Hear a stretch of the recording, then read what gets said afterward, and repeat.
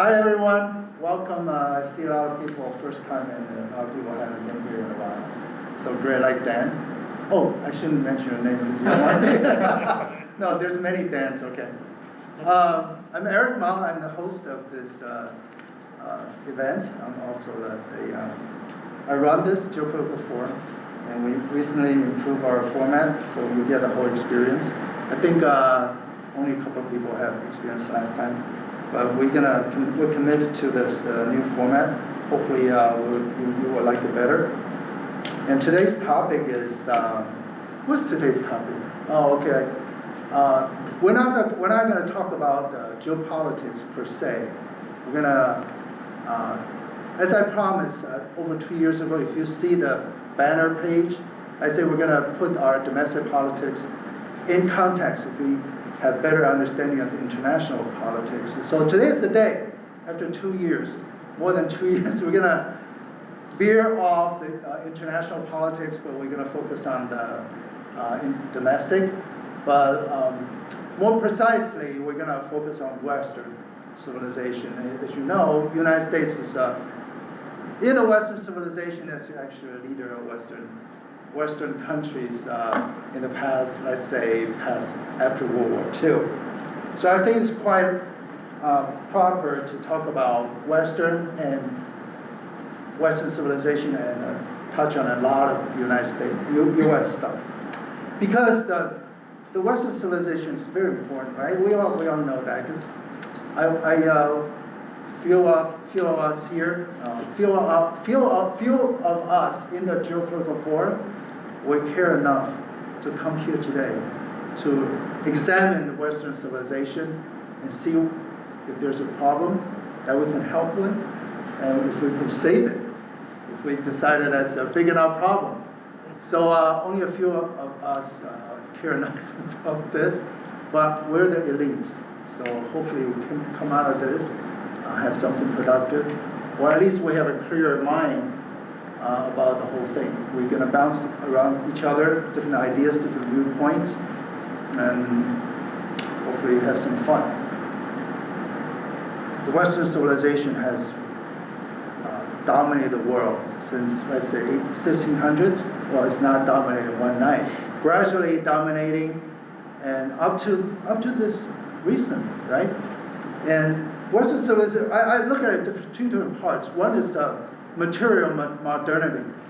The other part is the ideas and culture, institutions.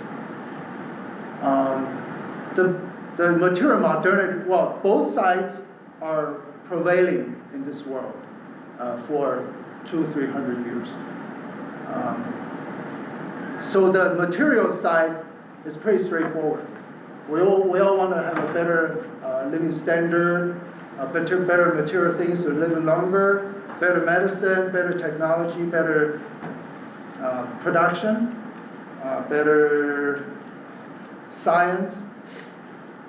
So the other side is the culture part. The culture, the civilization, the idea, the institution. You can see those two parts, they interact with each other. So without a proper institution, you probably can't have this kind of modernity, material modernity. But the material modernity, the advancement, will feed back into the institution, the culture, and the ideas.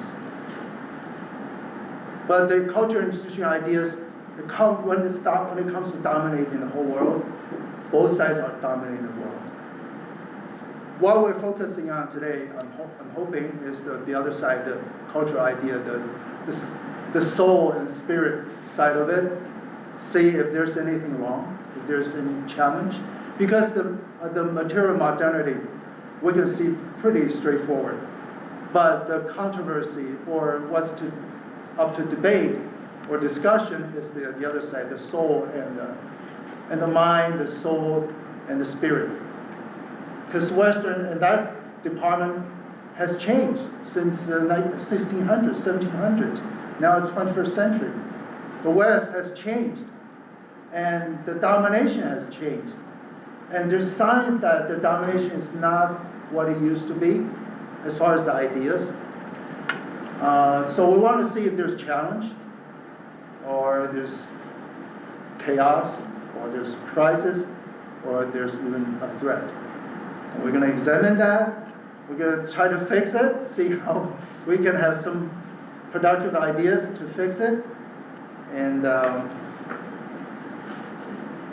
hopefully we'll come out of this with some good ideas and clear minds at least.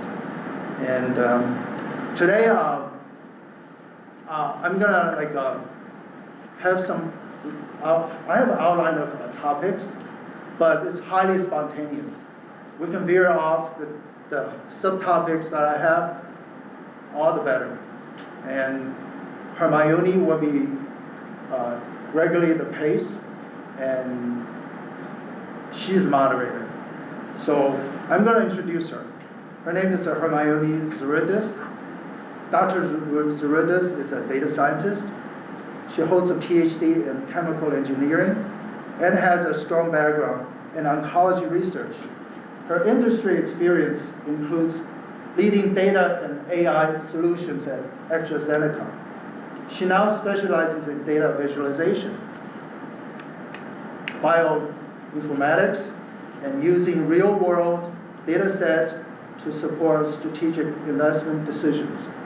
Dr. Zouridis serves as director of a nonprofit dedicated to helping college women successfully transition into STEM careers. In geopolitics, her interest is in using data to cut through headlines, uncover deeper patterns, thereby bringing clarity to complex global dynamics. I actually had her speaking about decoupling or potential decoupling of the US and China economies in May, right? That's shortly after this infamous Liberation Day announced on April 2nd, April 3rd. So I'm hoping she can come back and lead some discussion. But today she's the moderator. I'm going to hand it over to her. Okay.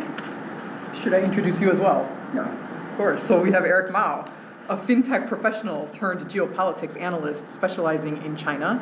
Eric founded and runs the Geopolitical Forum. He writes on Substack under Eric Shepard Mao and has a presence on X as Shepard Mao.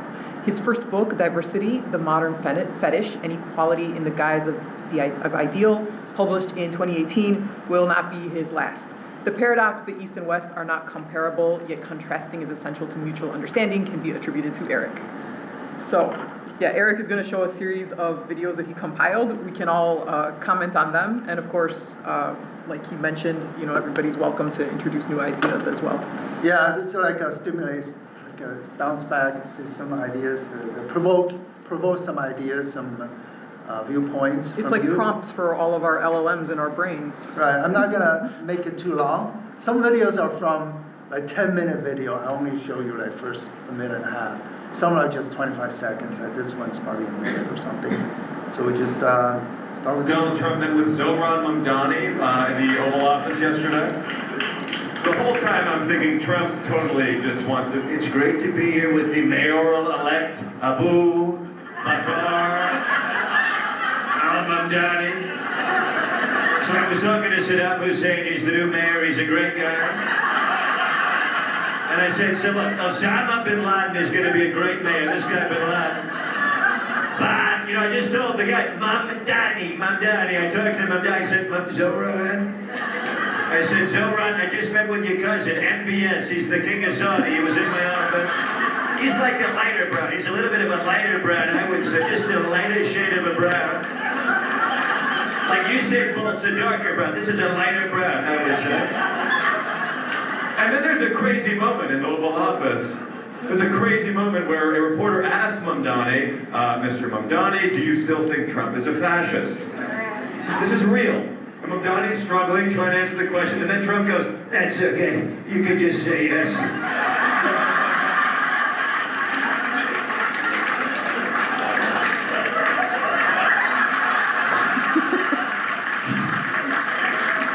You could just say, he's just like, fuck it, you could say, you could just say I'm a fat pig, you could just say it. Just say it, that's okay, you can just say it. That's the whole show. So I guess yeah, fascinating how the extreme economic we show want to show another more. one, a quick one, then we can see the response. This one is. Well, I guess to kick off, I'm curious. I would be curious to hear initially why you chose each of the videos. To prompt everyone. Well, I think I will have something lighthearted. Well, although for some Trump people who really Trump derangement syndrome, something like that, they don't find it lighthearted.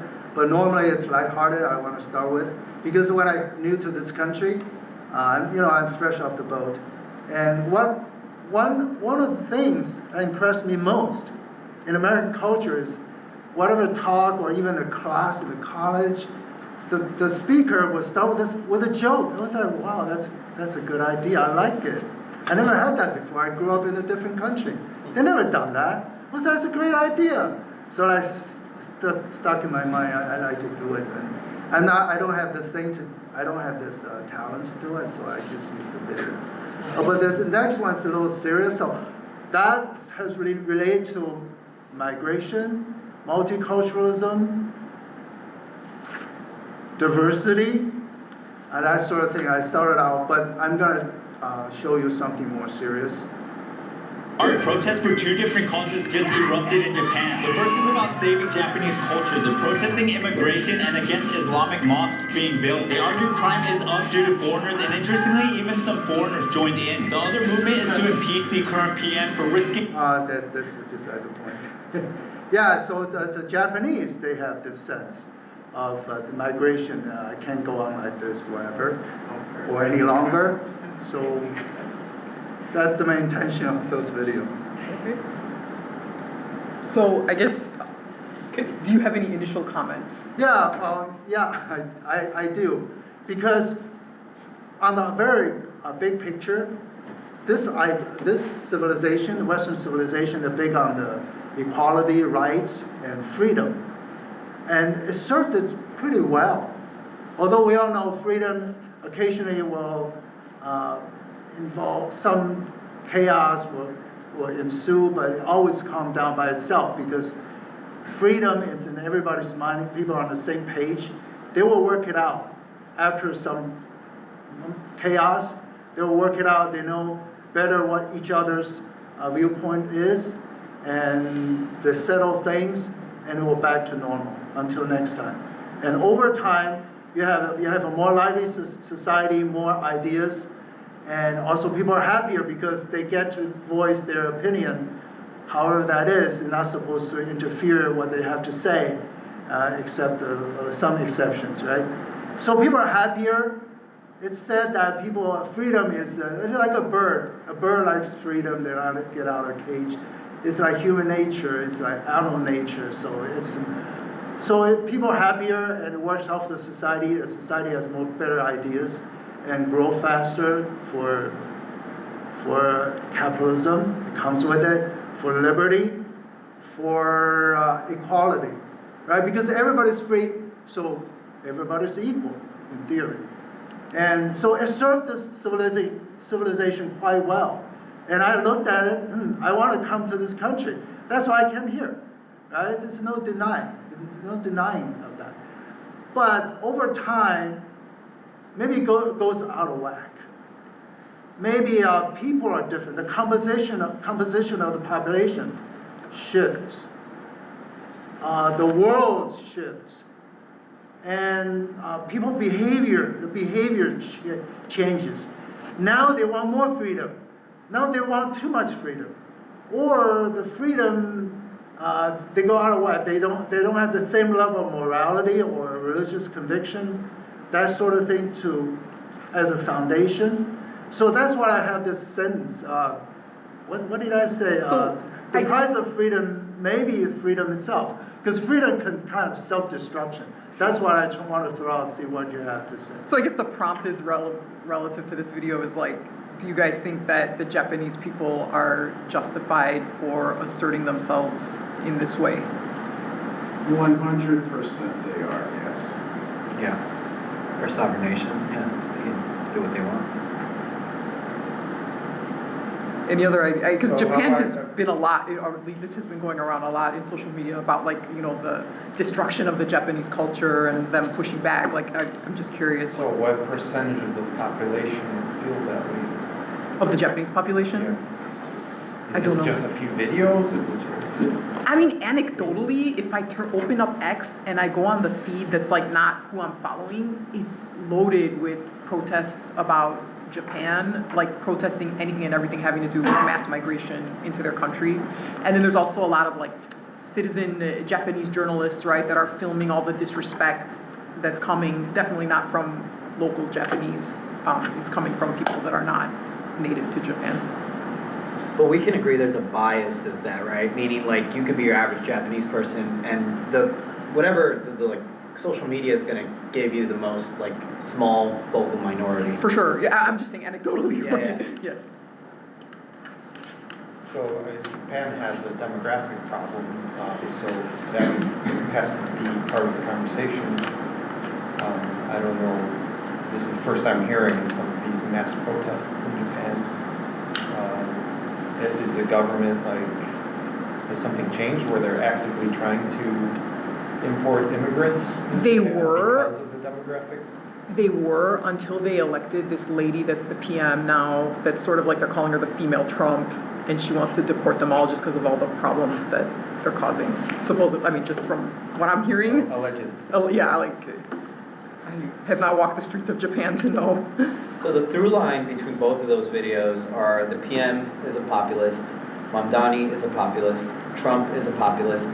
Populists probably get along. It's not surprising whatever ideology you have. So I think that's the big theme. Like, you put Mamdani, Trump, and that lady in a room, whatever their ideology may be, I think they're populists first as politicians.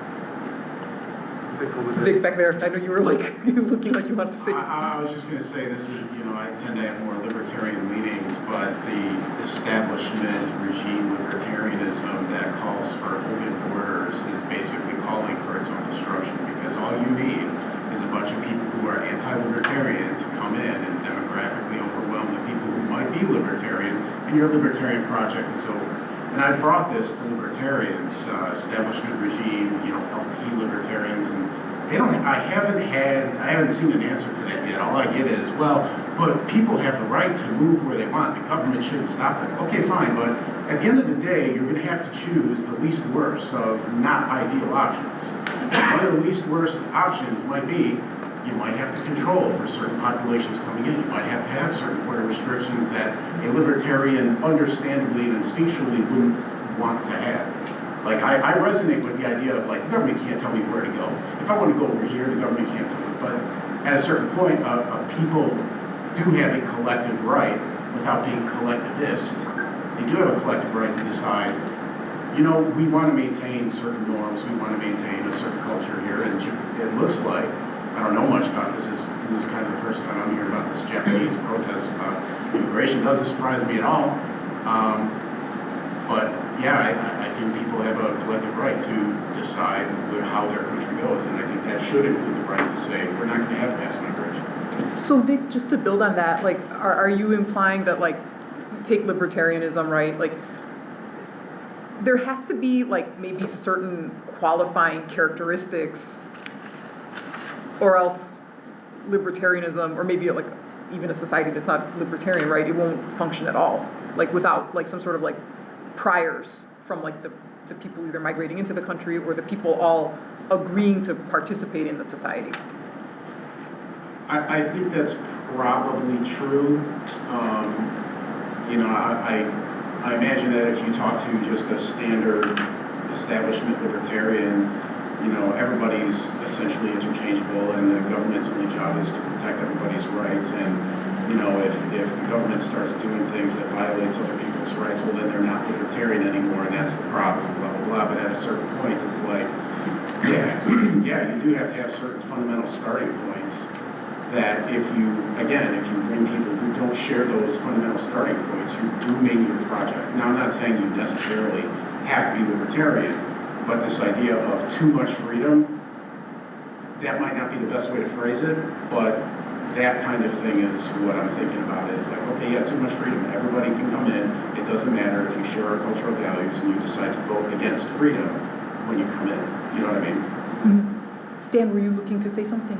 It might be a bit of a tangent to continue on the libertarian track, but there are some interesting arguments that open borders, if you take libertarian philosophy to its extreme, shouldn't exist simply because there should be no public land, and you can't come across an open border if there's nowhere to land in public space. And that's absolutely right, and that's one of the things that I've seen argued, and I've kind of argued myself a little bit, but I'm a part of this email discussion group that I'm kind of behind it, that has talked about this, and that's one of the things is, you know, okay, fine, you know, sometimes people talk about the Milton Friedman quote, you can't have open borders and you can't have a welfare state at the same time. And somebody like Walter Block, libertarian philosopher and economist Walter Block, will say, well, that just means that you can't have a welfare state. But okay, we're not getting rid of the welfare state anytime soon, so what do we do in the meantime? In the meantime, yes, we would privatize all the roads, we would privatize all that kind of stuff, so that you wouldn't need an immigration policy per se, but that's not on the table yet. So what do we do in the meantime as sort of like an approximation? Well, we could try to figure out as best we can, in whatever imperfect way we can, we would try to figure out what would we look like, what would it look like if everything was privatized, you know, and maybe certain neighborhoods wouldn't let certain people in, or certain countries, or certain states, or whatever. And it sucks to be excluded, but the alternative, I think, is worse. But yeah, I'm kind of where you are on that. What's in Japan specifically, what are they trying to protect? What's the Japanese culture? I don't understand. Japanese culture, their populations tend to be very homogeneous. It's well known. It's like most, even in Asian standards, So they're very genetic, homogeneous. They're genetic. No, they're just not very open to. Is what they're trying to. They're not open to immigration. That's why. Yeah. Well, the genetic could be question something is- to do with it because it's an island country, so it's harder for them to have outsiders come in to mix in the blood. But what are they trying to protect? Is it the I don't genetic- know. I would just try to use it to project into U.S. So it's not a U.S. problem. It's what you probably heard about England, London. Japan has that too. There's like anecdotal stories, right? Sorry, Dale, I'll get to you in a second. Like, you know, there's like one Muslim kid in a school, and then they demand no pork to be served at all in the school. And then like, so now the Japanese are mad because it's like, well, our kids eat pork, like that's not fair, right? Or like, so there's just all this like culture war that's happening. They're probably also seeing what's happening in Western Europe as well, and they're like, we probably need to nip this in the bud, you know, and yeah. So I don't know if it's as much like a genetic purity, but So let's. Dale wants to say, you want to say something too, right? Yeah. Dale, Yes. and then you. And also, John, I just wanted to include from their point of view, rude foreign tourists, for example, exploiting, you know, the kindness of Japanese people, as well as migrants smashing Shinto deities because it doesn't, quote unquote, comprehend with Islam. Yeah. Refugees speeding around, thinking that they own the place, Right. and making noise. So this is not made us from like other sources. When it comes to immigration, I think it's necessary to like understand why they have immigration or any kinds of form of immigration to begin with. I think with the Bracero program, the Bracero program that the U.S. had with Mexico allowed all these migrant workers into America, and for what reason? You know, because maybe there's a couple of jobs that people don't like to do, that are really dirty, very messy, and that maybe are a little underpaid compared to other jobs available. And I mean, it's totally understandable why Japan would be, why certain Japanese elements would be against immigration. I totally understand that. There was that one guy what is Somali Joe? Johnny Somali. Oh, Johnny yeah. Somali, right? You have some guy going around making a mess of things, and you know, what was he doing? He was like punching. He was basically, what he did was making noise in the subway, making people cry, going into construction zones illegally, basically. And I think in Korea, for example, he did something very lewd for a statue of a comfort woman victim. Correct, yeah. So this is what I kind of mean is that, you know, when they see foreign tourists and exploiting the kindness of Japanese people, because in these eyes of these foreign tourists, or not vloggers, but they would, yeah, some sort of vloggers, they think that they're easy game because in their eyes, Japanese people are not going to go to fight back. They're not going to be, you know, going to physically, you know, assault or, you know, vocally assault, you know, you if you do this. Because it's kind of like easy prey for them, unfortunately. Right? Well, at the same time, somebody like Johnny Somali is very obviously also very much algorithmically cherry-picked because he is very vocal and he's very, everybody can see it. He's in the news all the time, in the social media. And yeah, I mean, if I was a Japanese person and I saw that on social media, I would probably be very angry. Why would anybody let somebody like that into my country? Yeah, I agree, and also, why would I let someone in my country that disrespects me openly says things about, you know, my country's disasters in 1945, like you keep saying about Hiroshima, Nagasaki, making racist statements inside Japan. I mean, I could agree with you, like, you know, that's not right, that's inappropriate, you know. Marcin? Yes. Oh, sorry. Yeah, sure. Marcin, you look like you want to say something. Perspective on this, because it seems like all the different topics you guys are bringing up can easily be dealt with by the police or law enforcement. You speak up a little bit. Alright. Like all the topics you guys are talking about seem to, you know, can easily be addressed by law enforcement. I mean, they have laws for like vandalism and assault and like this teacher or this person in a school, like they have school boards, they have ways to deal with one individual person, you know, coming in and demanding something, and having like all of these people protest, like how have these people been violated in a way where they have to protest? It's kind of ridiculous, honestly. Like, I'd just like to know, like, who's sponsoring these protests, like, who's paying for them, because, like, the protesting, I think these things are dumb, honestly. Protesting, like, this stuff is really dumb. Just deal with individuals on an individual basis. Like, if there's an influencer or somebody that's causing havoc, yeah, like, your country has the right to not let them in. Like, that's... I think maybe part of the reason why there's, Dan, I'll get to you in 1 second, like maybe why there's so much public anger is because I don't think the laws are being upheld. Yep. Like just like in the UK with like the whole two-tier steer car, what's his name? Keir Starmer. So maybe that's what fuels the rage as well. I don't know. Dan, how about you? When I think of Japan, I usually think of like a well-oiled machine, a high-trust society, and yes, there are enforcement mechanisms, and the issue is that adds extra cost. It's like a enforcement cost that has to be paid by the whole society to deal with these people on the margins. We've chosen to pay a lot toward enforcement costs in the US, and any place where there's a lot of variability in public behavior, you have to enforce all these rules. But you can save a lot of cost, headache, and annoyance by just having everybody do the right thing in the first place and having a high-trust society. So maybe that's part of it. If they don't want to deal with that level of variability, then they can save a lot of costs on enforcement. Big. I was going to mention that, like, you know, yeah, the idea that, well, why can't you just enforce the laws that are on the books? And she kind of hit the nail on the head with the two-tier tier.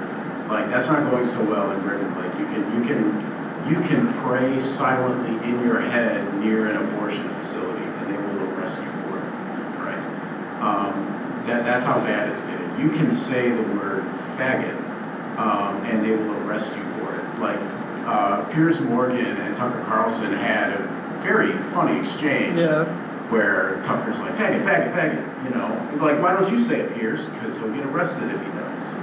Like, when at a certain point, you get too much, and when I say diversity, I don't mean diversity in terms of races, though maybe, but when you get too much of diverse values and starting premises for how do you order society, what do you think is important to enforce, like, you're going to get problems like that. You're going to get 2-tier, 3-tier, however many tier justice systems. And so the enforcement thing is just not sufficient. You have to nip it in the bud. And yeah, I don't know. It could be that every single protest you ever see is fake because it's always getting funded by somebody. It's always an AstroTurf and not a grassroots thing. Maybe. I don't get the two-tier thing because so like the migrants. I see in the UK, pro-Palestinian protesters are getting arrested as much, or maybe I don't know, as much as pro-Israel. It's so more like migrant crime. Like you hear all these stories coming out of the UK where like a migrant like rapes someone, they do something very heinous and horrific, and then they get off like 6 months later. Whereas the lady that called someone faggot in the text message, if I'm not mistaken, she was using the term faggot against someone who sexually assaulted her, and she got arrested. So like we see that it appears. I don't know if it was sexual assault. I think it was just physical assault. Okay. Anyway, she didn't just say it out of nowhere. Like she was very angry at this person. And it was in a private conversation. Yeah. Yeah. So yeah, I mean, I don't think that's like the main problem there is just not the freedom, basic human rights being taken away from people. And it's not a question of more freedom. Somebody, you a couple times have said more freedom. You can't have more freedom. You can have, it's a binary. You either have human rights or you don't. And free expression is basically the Bill of Rights of the U.S. Constitution is the model for the world, or should be the model for the world. And in some ways it is, like the UN Declaration of Human Rights, all that stuff is based on that. And it's either you have that in a society or you don't. So then would you disagree with Germany that makes it illegal to deny the Holocaust? Of course. So you think it should be illegal to deny the Holocaust? No, maybe I misunderstood. I think it should be. It should not be illegal to do that, right? Correct. Okay, good. Yeah, in Germany you should be able to fly the swastika or whatever.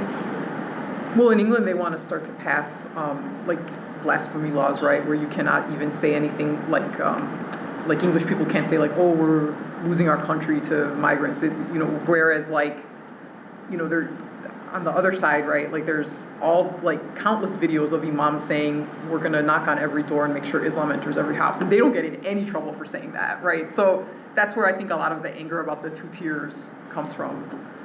And, sorry, you looked like you wanted to say something. Yeah, I think the overarching theme here is free speech and like how we understand free speech in the United States. Like the first example, that comedian cannot make fun of their politicians in many countries around the world, right? And then Japan, on the Japanese side, they don't value it as much as we do in the States. So it's like, no, we're a homogenous country, we have a homogenous culture. This guy is insulting us, or this influencer, whatever. He does not have the free speech. We don't give him that, and So I think that's the overarching theme a lot of times, is it boils down to like the tolerance we have for other people to say certain things and act in certain ways. And it varies. The U.S. is pretty thick-skinned in general. Who should be the one to decide, as in like, if any country is kind of like putting in immigrants just because of the economic gap or whatsoever, or maybe like labor shortage, then why government never actually thought about it, that people are different, women are different, and culturally everyone is like having various things. in terms of like festivity or maybe how to behave or maybe like on Asian culture, respecting elder is way different than on the Western side. So they are actually opening up doors for the immigrants, and why the government at the step one, why they don't take initiative. The immigration process might be very difficult, but they could take an initiative and have like session. Like in corporate, we always get like some training session to do on it. So maybe they can start with that. I mean, sometimes people are like not very aware of what they can expect in other countries. Unless they work like in an international corporate somewhere, then they kind of get an exposure. Sure. But someone like from like, if I take like, I was there in Japan for like a couple of months, and people like it's like there are people that they don't speak English. So, and I have like a friend, like a good friend over there, and she said that yeah, they don't want to like travel a lot because they cannot speak English and understand, so they're afraid to do that. So just taking an example, like anywhere, like if somebody is moving somewhere, then I guess there should be a basic training. Even with when they start the immigration process, then they should actually give some kind of basic training or maybe idea what they can expect and what should be the civic sense that you should do that, or maybe what should not you ask for it. Just to clarify, they were bringing in immigrants because of their population decline? Is that the reason they opened the borders more? I would assume so. Okay. I don't know explicitly why. Okay. Yeah, sorry, I don't have further knowledge of that. I just find it interesting. I want to use it to project into the U.S. Hopefully we're going to speak about U.S. more naturally because we all live here. And you made a good point. Oh, go ahead. Hermione, I was wondering, so the previous Prime Minister of Japan wanted to open 3 cities, all exclusively for African migrants. Mm-hmm. So what do you feel about that? Like, should we allow, like, let's just say we should allow Evanston to be, housed with, like, migrants from, like, Central America or stuff? I think it goes back to if maybe they get very strict, like Japan culture training, it might work. Or not, I don't know. I guess it depends, like, are people really a blank slate that you can just, like, mold into any culture? No. Like, how many so say you have people that come from Ghana and go to Japan, right? How many generations would it take? 1 billion. Yeah. So then the question is, are the Japanese willing to live with that? Maybe, maybe not. I think one of the taboo elephants in the room is talking about group differences in intelligence. That's a big factor. Like, you, for example, I'm not going to name specific groups, but you have, let's say, a high IQ. Do it. No. Turn off the camera. You might have, no way. Cancel. Yeah, but maybe I might want to try to be Britain at some point, and they'll arrest me when I get there. You might have an area that's high IQ, and part of their culture is the way it is because the people are high IQ. And then you bring in, let's say, a population that's low IQ. You can't just culturally train them to be like you if the culture is in part the way it is, because the people who generated that culture in the first place are high IQ, right? The two don't mix, right? So I don't know if there's this thing where, like, in certain places in Japan, you're going to be bringing in a bunch of people who are not Japanese, and Japanese tend to be on higher IQ, in group averages. Japanese East Asians are near the top. Like, are Africans in large numbers going to, essentially assimilate? That's the short way of saying what you're talking about, cultural training. Like, are they going to assimilate? Maybe. That's not a dice roll I'm willing to do if I'm Japanese, or if I'm a Japanese decision maker. Dan? You mentioned how many generations would it take to assimilate a billion? I think you do get more and more close to the average over a certain number of generations. And at a certain point, if the immigrant population is within the variability of the original population, then I think you would say they've assimilated. And so part of it is how variable is that original population. I think the U.S. is historically very, very variable, and other populations not so much. So you'd expect it to take a lot longer, generation-wise, to integrate newcomers in a homogenous, culturally, genetically society like Japan. compared to society like the U.S. And so you could probably handle more immigrants here, more immigrants faster, and still over a limited number of generations get them within that variability. But let's do like a thought experiment, like, because even the U.S. obviously is very diverse, but then wouldn't that, if what we're saying about, you know, people not being able to assimilate into Japan, if you do that in the U.S., wouldn't you just get like fragmentation and pockets of different groups versus like one unified like American society? Yeah, we do. It depends on where you put them. I think if you take a bunch of Somalian immigrants and, you know, airdrop them off in some place in the Appalachian Mountains, I don't think they'll swim too good. Or like Minnesota.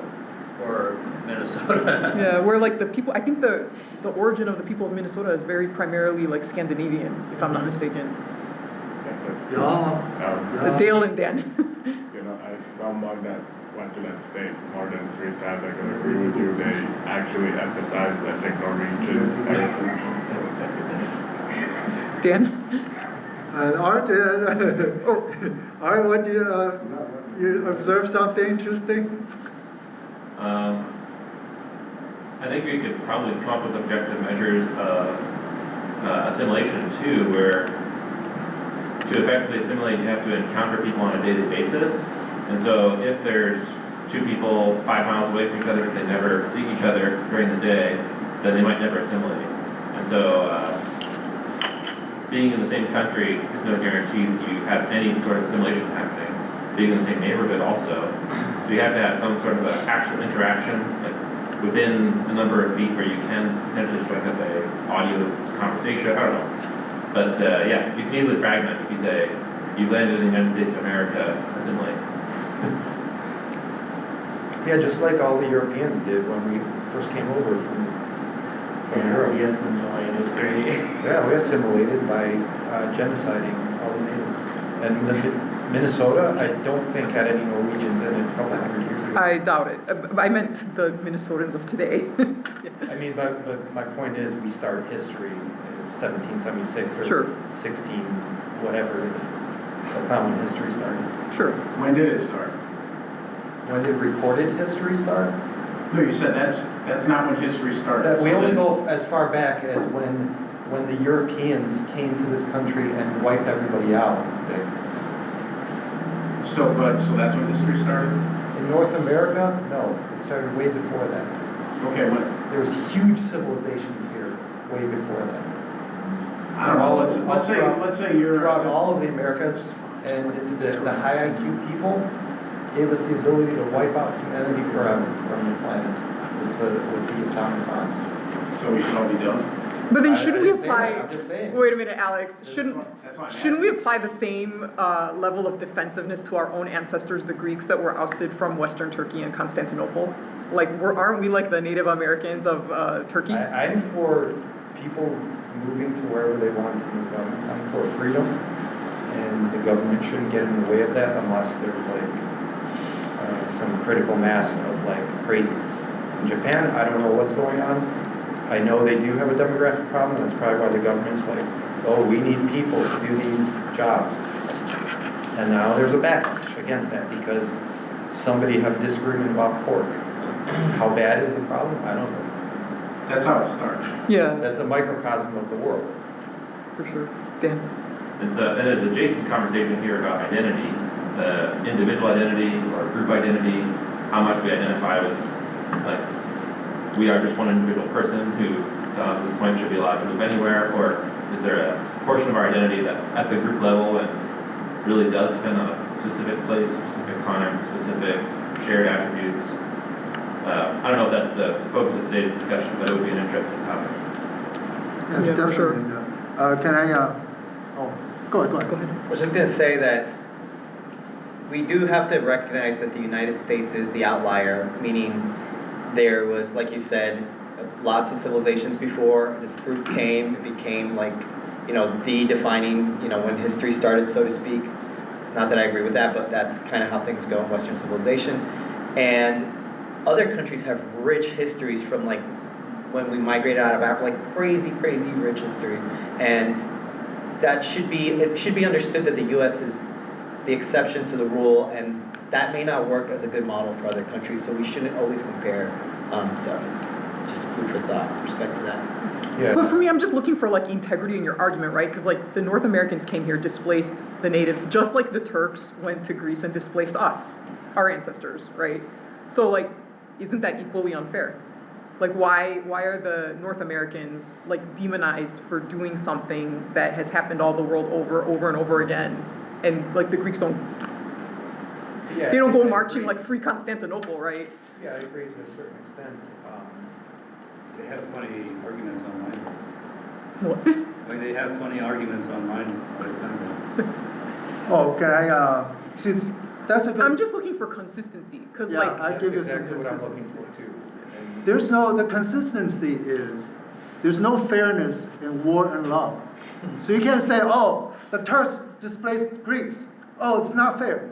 There's no fairness, okay? oh no. So the thing is, I'm saying it's every bit as unfair as the North American, but yeah, it's every I bit. mean, that's not how I look at things, right? If you manage your family, your children, okay, you talk about fairness, but when it comes to nation, and between nations, and between peoples, there's no fairness.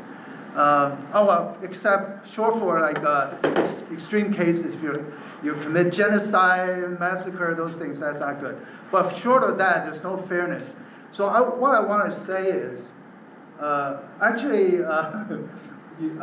you be next, because I'm going to address the point that you brought up a while ago. I want to have a chance to address that, because you talk about why do we have immigration, because I think the way I look at it, I think there's a fair way to look at it. I think it's a neutral way to look at it. Is migration is natural. When you, as a person, find someplace else is better, you want to go there. Whether it's your next block, or next city, or next country, borders are artificial. But you just see, oh, that land, the system's pretty good, and there's a lot of opportunities. It's a better environment, and so I want to go try my luck, see if I can better my lot of life.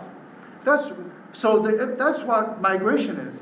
But the question is for people who are there already, how are they gonna manage it? Are they gonna stop it, or are they gonna leave it open 100%, or are they gonna have some kind of rule for their benefits, for their interest, because they're there already?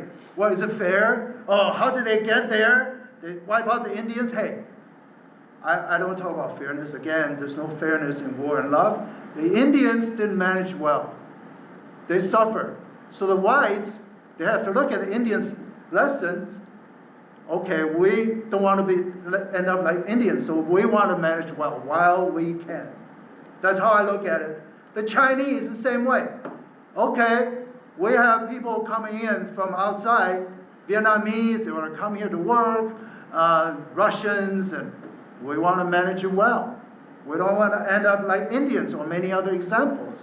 There's no fairness. You just have to manage it. You have the responsibility to yourself, to your family, to your peers, to your countrymen, to manage it well. Otherwise, you suffer the consequences. That's nature. Dan? So, the important thing is, one of the things about migration too fast, well, no, the Indians is an extreme example because the war involved, the genocide. But normally, if you see migration, the influx of people, about the numbers and cultures that's enhanced by the numbers, it's undeniable. You have influx of people, especially relatively abruptly, you lose the cohesiveness of the culture, of the country. And you have people who are drastically different, like unbridgeable differences. Like, you know how democracy, the foundation of democracy is the people at least on the same page on a certain level. But when you have people from different culture, different ideas, you're not even getting on the same level as them. So that system of democracy, as we know it, won't work as well.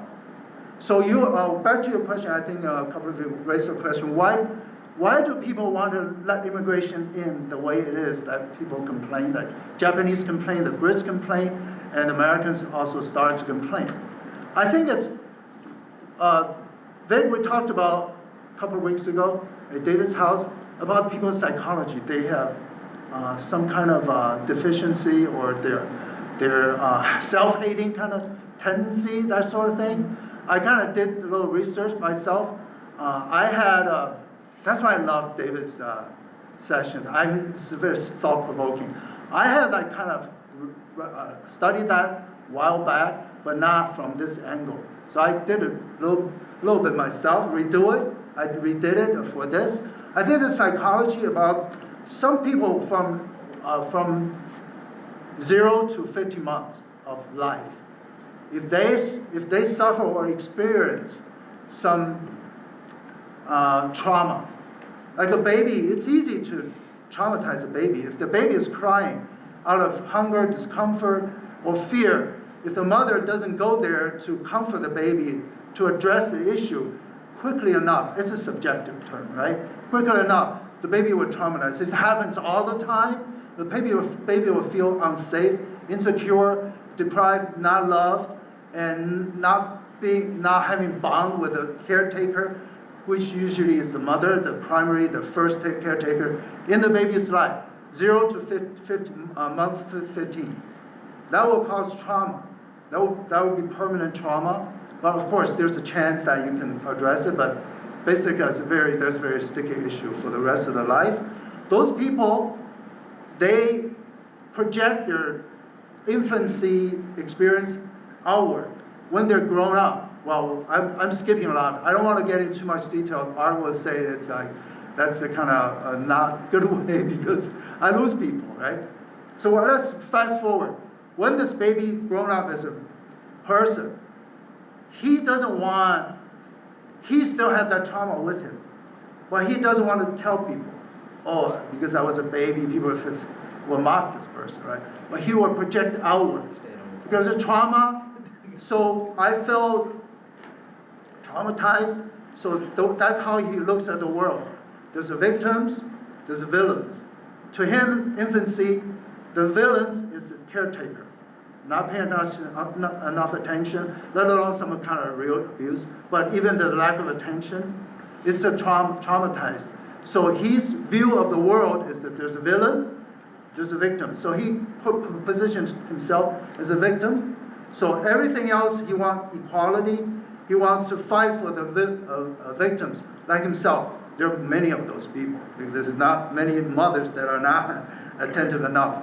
So they will gather together, they will become this movement, this psychology, the social psychology. They want to, within a country, they want to right the wrong, because they consider themselves as wrong, but they don't say it, because they don't want to talk about when they're a baby, right? Besides, you don't remember when you're 3 years old. So they will gather together, make the social justice. That's how the social justice movement, that's the roots of it. I'll be done in 2 minutes. Yeah, I already going too over. Art's gonna give me a lesson afterwards. So internationally, the same way. They are always the same view, victim, villain. There are countries that are exploited, victimized. So they want to help those countries. They want to help those countries, those people from those countries, they should have the same right as me in this country as a citizen. So when they come, I don't want to stop them. I want to be nice to them because I consider themselves as a victim like myself. Although, I don't know, the guy comes over, he has a very healthy mind. He doesn't feel he was traumatized as a baby, but from this traumatized person's perspective, he's just like me.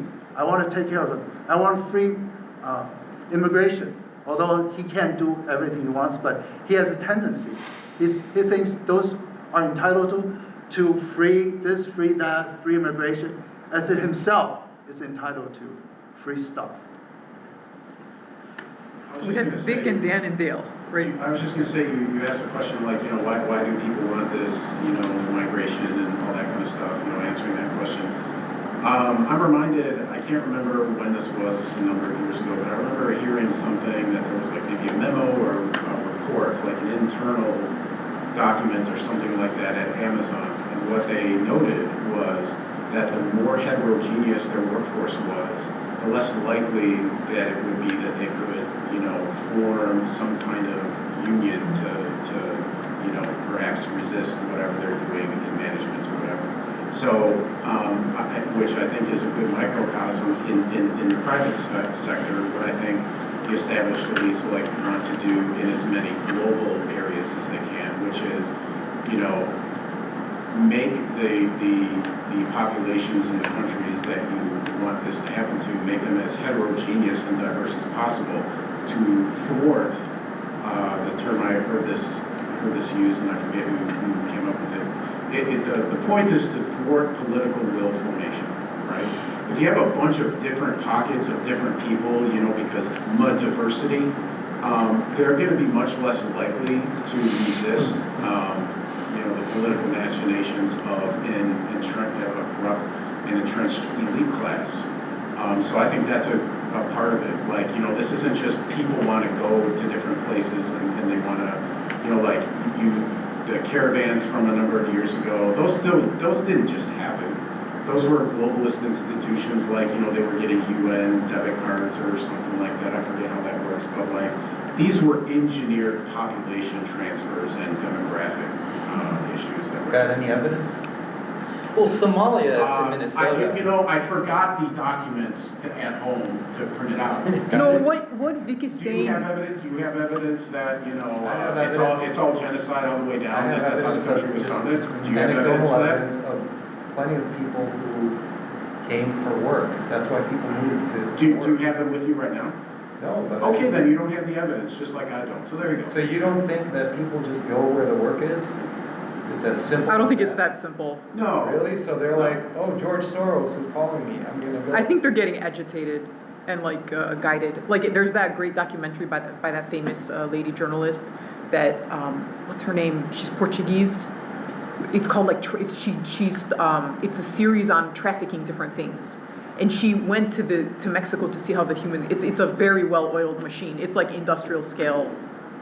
It's big business, right? So that's what are we talking about?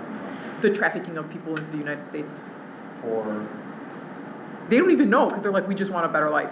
So they're not, the people she was interviewing, I felt so sorry for them because they were just totally innocent. So the people were paying mules to come over. They were paying them their life savings. For a savings. higher standard of living. Yes. Okay, so you're agreeing with what I just said. Yeah, but there's a difference between earning the standard of living and just thinking you're going to magically get it.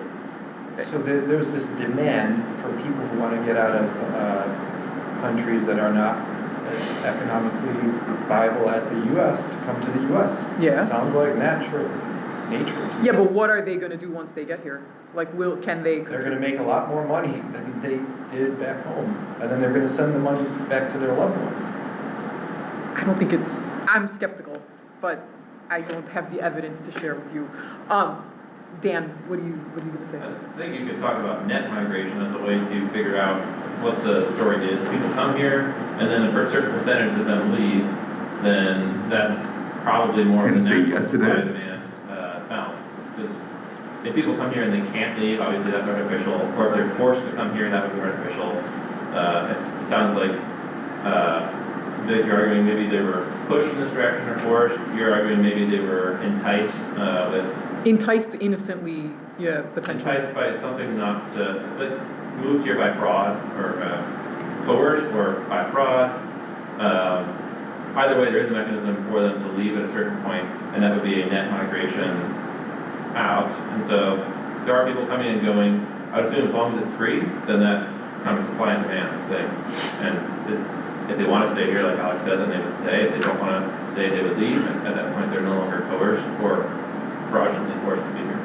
Just one quick political ramification of all this, which, I wonder what Alex would have to say in response to this is, so you have these jurisdictions like California is a sanctuary state, right? So they don't give a crap about millions of people coming into California. And in fact, they benefit from it because when the census is taken, the census isn't taken for just citizens. The census is taken for warm bodies in the jurisdiction. So, wait, I'm not done yet. Wait. You can ask when I'm done, let me finish. You mean Wait, residents, wait, right? you can ask when I'm finished.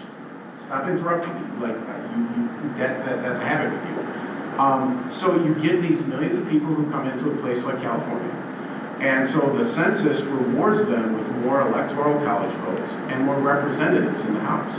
That shouldn't be that way. Now, if you want to say like, well, I don't care about that, blah, blah, blah, like that's fine. But that's another way of rigging the system, and I think people have a right to say, no, you can't just be a sanctuary city. You can't just come here to, take advantage of all kinds of subsidies and welfare benefits, housing subsidies, food subsidies. They get an EBT card, they get the Obama phone, they get all this stuff. Like, you can talk about like free movement of people all day long, like a standard regime libertarian might. But you have to get rid of the welfare state. You have to get rid of this absurd idea that they can stuff the electoral college, if you will, to get like 56 electoral votes in California. To Vic's point, there's consequences to that. So like I lived in California for 10 years. Okay, the people drive worse on the roads. I think it's due to lack of proper education of how to drive on the massive American highways. Actually, I asked a Mexican friend of mine that. I'm like, all these people that drive a certain way on the roads, are they used to different types of roads, like in the back roads of Mexico or whatever? And this friend of mine was laughing and said, yes, absolutely, right? So just, there's more accidents. Like, it would be on a weekend, it would be rare for me to not see a flipped over car just on a regular street, like just from like crazy driving, right? Or the healthcare, like the different things are just greatly diminished just due to this massive burden that was put on the California system. And like, don't even get me started on the tent cities and the crime and like all sorts of other things that were happening, at least as of 2022 when I left. Okay, Vic, now do corporate welfare. What about corporate welfare? Focus on this sort of grassroots welfare where people are getting it on the ground. Now do corporate welfare. Do you feel the same way about that? Probably even more so. If I could snap my fingers, I would snap them both out of existence. However, as bad as corporate welfare is, let's say I can only choose one in the immediate, future, right? And I had to choose like you're calling it grassroots welfare. Okay, fine. If doing that, and I don't know if it would or not, but the hypothetical is, let's say doing that means like you don't get a bunch of millions and millions of people demographically swamping a particular area like the United States. If getting rid of the grassroots welfare were to prevent that, absolutely, I would do that first. But if it wouldn't make a difference either way, I would actually do the corporate welfare first, because like, why do these rich corporations need to get a bunch of my money? Like, I don't want oil companies getting my money. I don't want like, big agribusiness sugar growers getting sugar subsidies. And I don't want corn subsidies where now corn is in every food that we eat, corn syrup, corn solid, high fructose corn syrup. So like, yeah, if it doesn't make a difference as far as people's propensity to come in illegally, then I would say get rid of corporate welfare first, because like, I hate that rich corporations get. Marcin, are you stretching or are you want to say something? I want to bring up some things. Firstly, like, we're talking about driving. Let's just not let any teenager drive because they're not used to driving, Like, yeah, but in California, I don't even know if they have legal. Knowing how to drive in general. No. I don't even know if they legally have driver's licenses. Like, seriously, and they've ever like been assimilated to the rules of the road of California. All I'm saying is, like, we've got rules and laws and regulations for that. Like, there's no reason to prevent people from immigrating on that. No, but my point was that if you let people in without the classes or, you end up with a disaster. We've got a whole bunch of Americans that don't know how to drive either. Like, you go to the south side or wherever, I don't know. This was a whole bunch of people that don't know how to drive. Living in Chicago, they drive like angels. They drive like, the Chicago drivers are angels compared to the California drivers. Alright, that's one topic. The other one is like, we need to focus on tolerance as well, because there's a give or take on this topic, and tolerance is one of those things. Like, how much are we able to like let slide and forgive and forget kind of situation. And then there's the whole welfare state. Like, if you're an illegal immigrant, you're not getting welfare. Like, period. if you're a legal immigrant, then I want you to have welfare, because then you'll assimilate faster, your kids will assimilate faster, everybody will assimilate faster in a welfare state. So like... Yeah, but Western Europe has a huge welfare state, and they have a massive assimilation problem. The welfare thing, so I don't we can't use one word to cover it all. The system is very complex. You have welfare, you do many programs overlapping, and they'll have ways, even though you don't have document. Yeah. There are ways that you can find help or finance. Yeah. And to say the least, you can go to public school. That's like unconditional. You have kid, you go to public school, no questions asked. Let's just say that like it doesn't take a billion years to assimilate, and if you have ways of helping people assimilate with education and allowing them to get housing and food, then it'll make it it'll put a lot less stress on their children and them, and allow them to assimilate a lot. I would agree with you if I didn't see the opposite happen in California in the 10 years I lived there. It got worse, but anyhow. One other political thing too, which is when Zoran Mamdani, to bring it back to what I saw on the screen earlier, right? Zoran Mamdani. You're pretty good.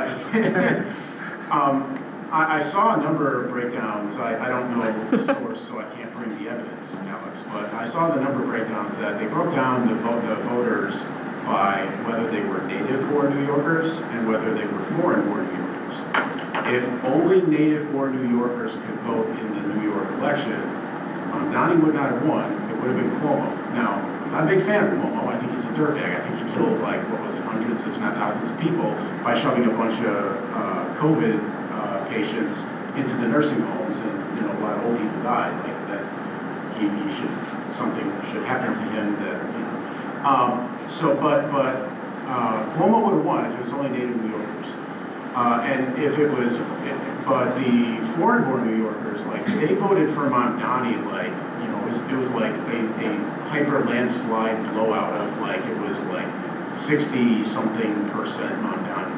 And it's so I guess, judging by some of the things that Alex has said, because the country started in genocide, the people in New York have to deal with Mamdani because foreigners voted for Mamdani. That's basically the argument. I didn't say that. Oh, I know you didn't say it, but you can infer it and put it together. Well, let's let Nick Fuentes do his work for us. See what he has to say. Let's be very clear what this is about, okay? Think about what is happening to America. Let's take a break with this, and let's refocus for a second. What is happening to America? America is convulsing. There are probably 40 or 50 million illegal immigrants here. The foreign-born population has never been higher. We have been assaulted by wave after wave after wave of unrelenting, uninterrupted, always increasing mass migration from third world, non-white countries. We're losing America. Our cities are filthy, they're chaotic, they're filled with crime. The public transit is inhospitable and unsafe. Housing is unaffordable. Everything is too expensive, largely in part because of this. Wages are stagnant and going down because of the glut of foreign labor coming here. Forget about free trade. All the free trade agreements, bilateral and NAFTA and everything like that, which is sending all the jobs overseas. The country is insolvent. The country is broke. The country is dirty and violent and chaotic. It is too diverse. Let's be very clear what this is about. I think it's exaggerating a little bit, but there's some truth in it. You think Fuentes is exaggerating? That's his style. Marcin? Sorry, but doesn't he miss the main point of all of this, which is the, what do they call it? The war machine, whatever. industrial complex. Military-industrial complex, Yeah, isn't that what's causing all of this? I mean, we're destabilizing countries all over the world and then bringing those people into our country and spending trillions of dollars on those wars. Like, they don't benefit us in any way besides, like, getting immigrants in here. And honestly, like, I travel, I love to travel, and I've got a few topics on this, and Poland is probably the place that has the most whites and least immigrants. And I've heard one guy say this before, and I completely agree with him, though I love diversity, I honestly do. He's like, you know what, Poland hasn't started any wars in any country, so if they want to be like, keep just Poles in there and just white people in there, then let them do it, because they haven't fucked around. You know? Like other countries, Germany, Japan, whatever, America, Australia, all these countries have been in wars in other continents and other countries. You know what? F them. Bring in the immigrants. Yeah, but you're implying then that like immigrants are like a punishment. Like Japan, they never bombed. Japan never bombed Pakistan. I love immigration. I mean, I go to Dubai. I think it's beautiful there. It brings tears to my eyes. I see like the array of faces and the diversity there. There's a lot of things awful about Dubai, but I love the diversity. It's not a bad thing. But I mean, I don't think Japan ever victimized Pakistan in such a way that they're now rioting, right, to deal with the migration that they're getting from there, right? So just because they fucked around in their past doesn't mean that like the one has nothing to do with the other, at least in the case of Japan. Quite honestly, I feel like anything that's on the everything that's shown on the news is paid for by somebody. All those opinions are paid for by somebody to have them out there. They could just as easily like not push all of these people into a position where they feel like they need to go out and protest. Like we don't go showing off like school shootings in America just to prevent other school shootings. Like there's ways to like manipulate the topic that people focus on. I mean, recently everybody's seen the way America like manipulates the news to focus on certain topics while avoiding other topics. So in my opinion, a lot of that hey, immigrants are bad is paid for by interested parties. Dan, I think, Vic and then Dan. I was just going to say, to go back to I'm sorry I don't know your name, the guy was talking about populists on both sides, and the military-industrial complex. I think that's where the populists on both sides can kind of unite, is that they don't like this military adventurism, this nation building, this, neo-Connery garbage where we're gonna, do color revolutions everywhere like we did in Ukraine in 2014. That's why we have this Russia-Ukraine shit, is because we had a color revolution in 2014 in Ukraine and all that kind of stuff. Like, nobody wants that. Can I add to that? Yeah. Just the color revolution thing. Like, we don't like people coming in here changing our culture, but we're going to go to another country and have a color revolution. Right. No, yeah, like we absolutely should not be doing it. It costs you money. It pisses people off. It makes the world, as a whole, worse off. Like, I'm with you 100% on that. And then if you start wondering, like, well, where does this neocon stuff come from? And you start talking about things like the Project for a New American Century and stuff like that, well, then you're going to start getting into taboo topics that you'll get canceled for and might even get arrested for in countries like Germany or Australia or the UK. So I'll hold off on that part. Did you want to say something? Oh yeah, on that video about the things are getting expensive, I mean, I have noticed like in all of the videos, it's kind of like totally biased on like the immigration might be making everything expensive. I don't buy it. The reason being is that, I mean, First of all is the inflation, second is the shortage of the supply and demand. That's something that is happening. Third is obvious tariff.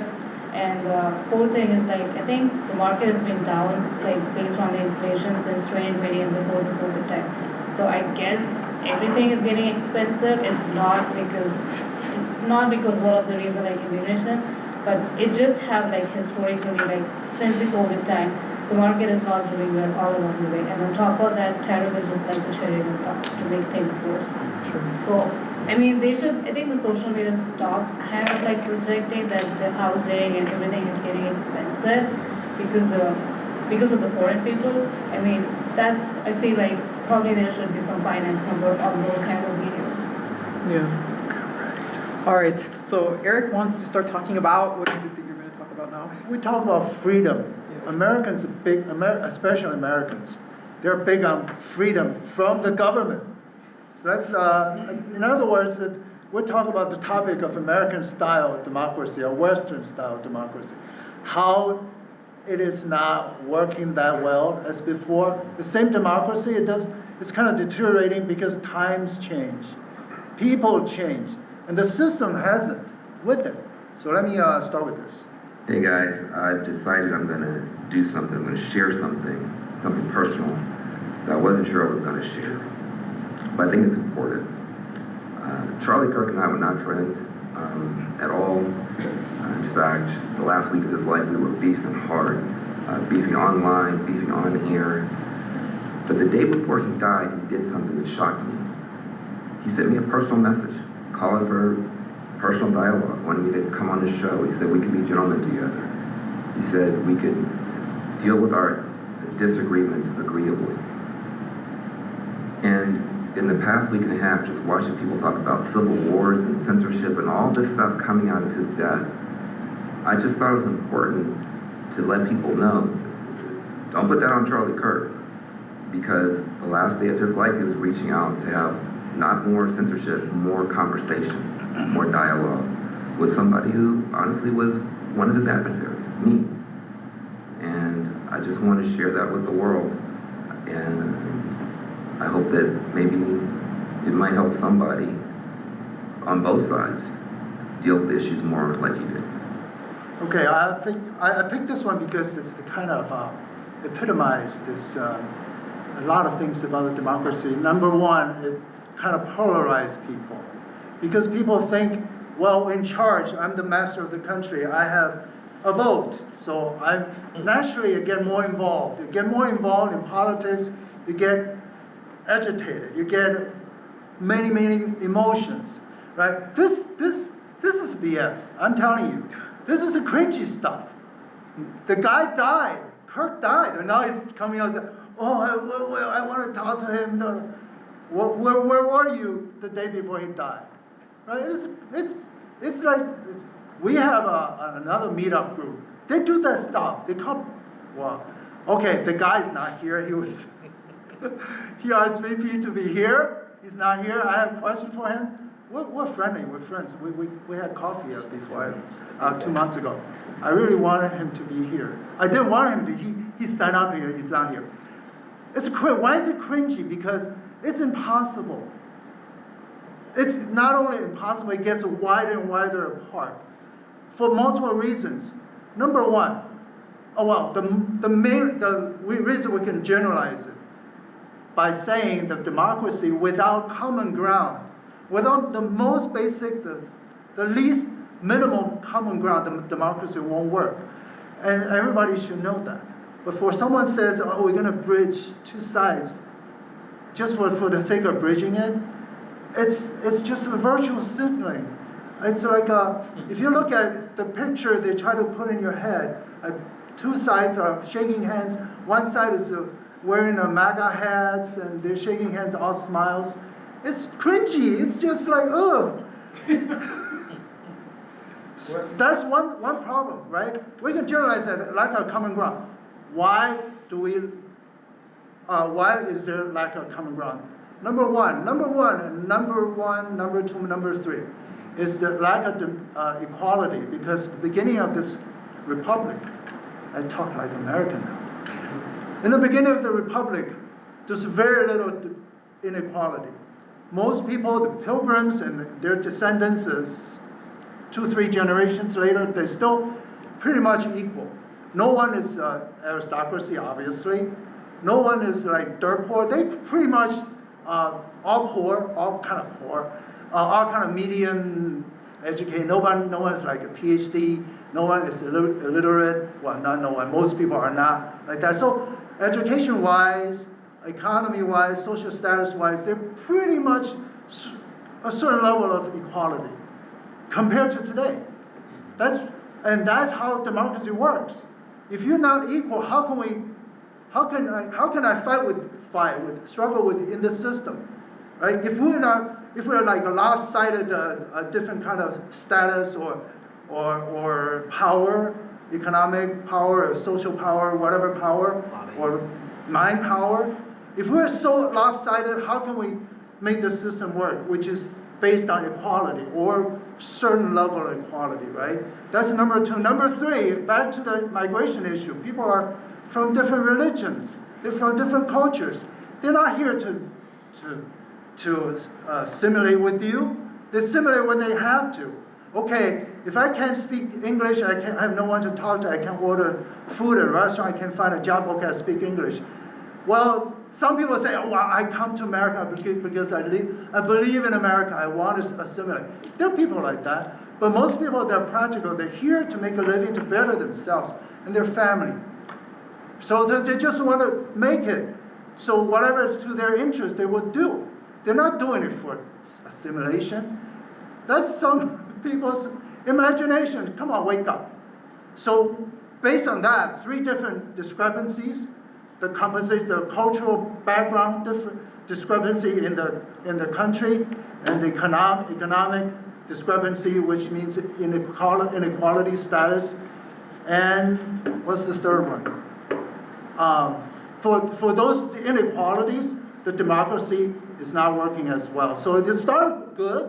Again, well, America is probably not going to be number 1 in the world for a long time, if not for democracy.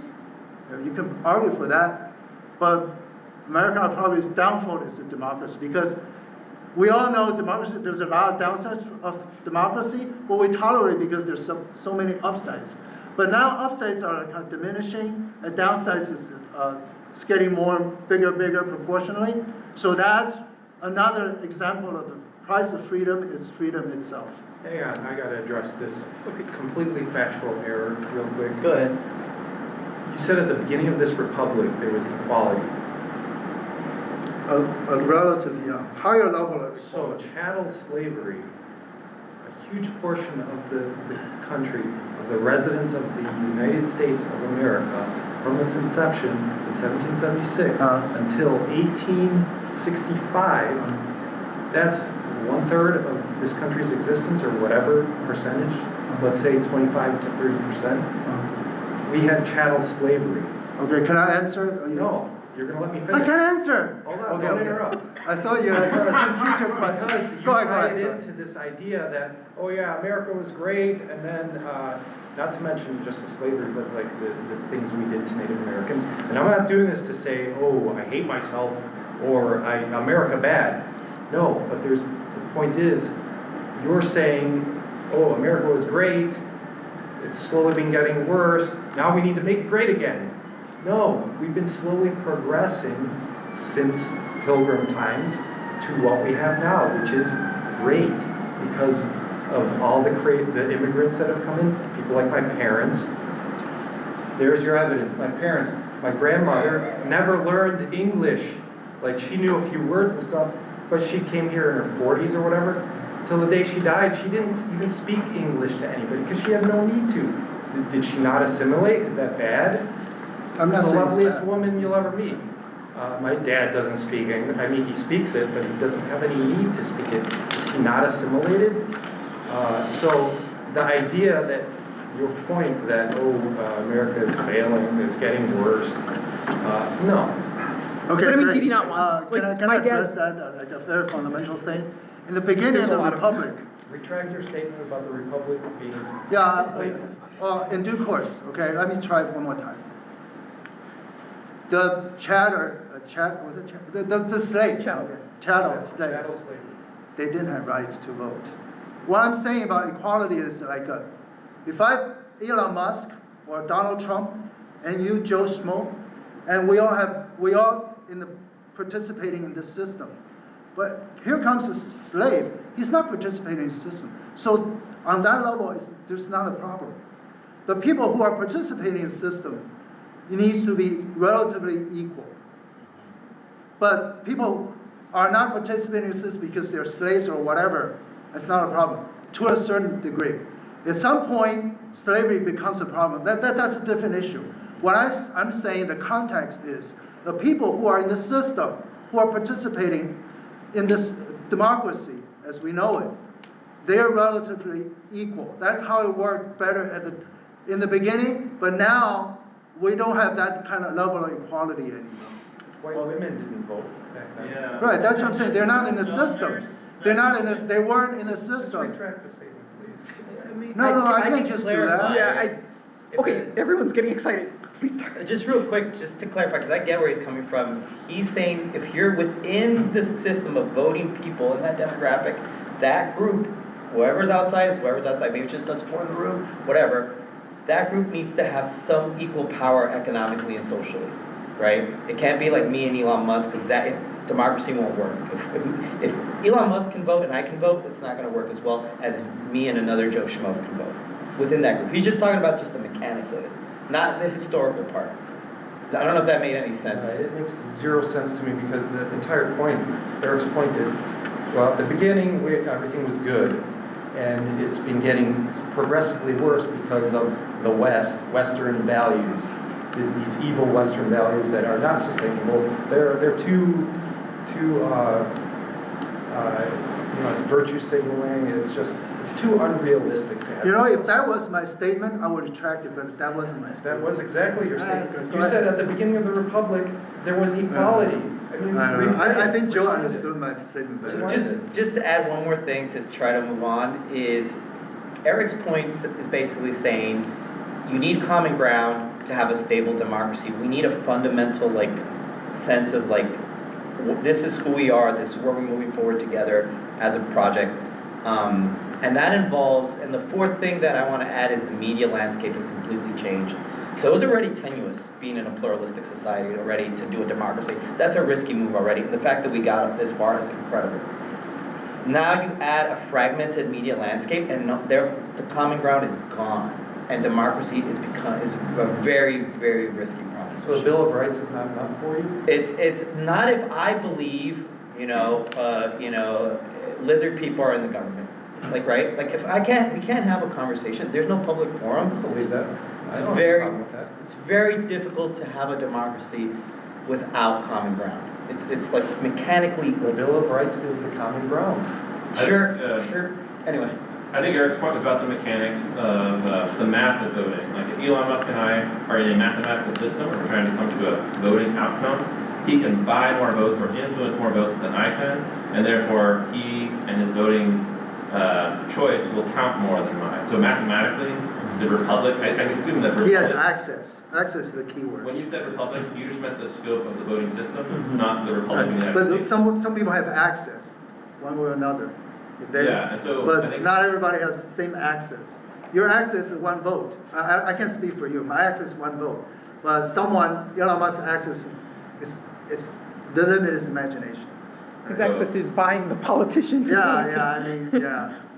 So I think it's about the math of the voting system, and the rest of his commentary was about the progress of America or the lack of progress of America. But I think we can separate that into a different topic than the voting system.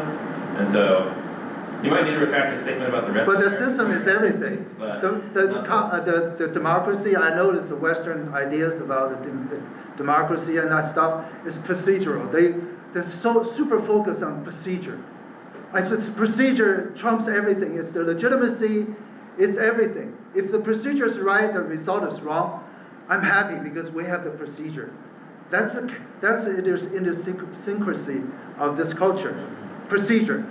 Although they sing the praise of all result-oriented, when it comes down to it, especially democracy, it's all procedure. That should be very hypocritical from a Chinese perspective, because the common thing you hear from like pundits is China is run by an engineering class, and they are results oriented. They don't even talk about it, they just deliver results. Probably sometimes to their detriment, the one-child or whatever policy, but the US is lawyer oriented. So it's all lawyer, it's all procedure. And I see you get frustrated in the beginning of the conversation, like, oh, I have to do these preambles for liability. It makes no sense to you.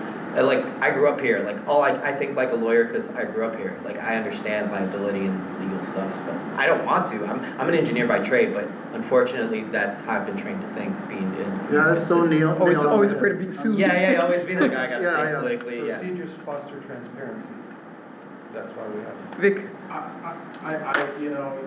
think you should retract your statement that the Bill of Rights is the common ground. According to who?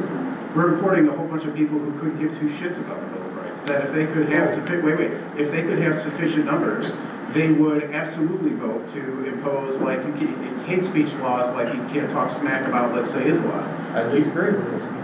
What's that? I disagree with those people. That's fine. You can disagree with those people, but you made the claim that the Bill of Rights is common ground.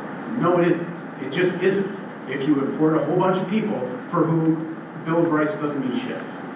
So those people that come here and become citizens, they swear an oath to, or they acknowledge the Constitution and the Bill of Rights. But they can lie. If anybody can lie. I could be born here and not adhere to the. Do you think people who take their religion seriously, a religion that brooks no opposition, do you think they care more about adherence to the religion or adherence to an oath that they're willing to take as an expedient measure to import their religion and try to spread it in a place where it doesn't exist in large numbers? In the general question, you're talking about Islam, but yeah, we shouldn't, people who want Sharia law should not, I don't know, they should not have their wishes come true. Go tell the people in Dearborn that. And where? Dearborn. Oh, yeah. They have a And city you're council. generalizing an entire population of Muslims in Dearborn, Michigan.